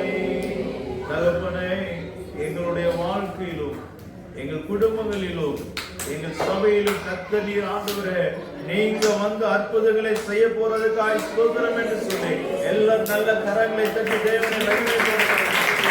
ஆண்டவரே, எப்படிப்பட்ட சுழல் காற்று அடித்தாலும், பலத்த காற்று அடித்தாலும், எதிர் காற்று அடித்தாலும் நீங்க அதை மாற்றுவதற்கு தேவன் நடவடிக்கையாக நல்கிறோம். வாக்கினால் நீங்களே ஆண்டவரே, ஒவ்வொரு நாளும் எங்களை பலப்படுத்திக் கொண்டிருப்பதற்காக ஸ்தோத்திரம், அற்புதங்களை செய்வதற்காக ஸ்தோத்திரம். கர்த்தருக்கு காத்திரு. ஆமே, திடமானதாய் இருந்து கர்த்தருக்கு காத்திரு. அவர் உன் இருதயத்தை ஸ்திரப்படுத்துவார், பலப்படுத்துவார் என்று சொல்லுடைய வார்த்தைக்காய் ஸ்தோத்திரம். கர்த்தர் நீர் ஆண்டவரே நீ முன்னின்று எங்கள் வாழ்க்கையில் வழி நடத்துவதற்காய் ஸ்தோத்திரம். இயேசுவின் நாமத்தில் ஜெபிக்கிறோம் நல்ல பிதாவே. நாம் யாவரும் அமர்ந்து கொள்வோம். சில அறிவிப்புகளை அறிவிக்க விரும்புகிறேன். ஸ்தோத்திரம். கடந்த நாட்கள்ல மதுரை டிஸ்ட்ரிக்ட்ல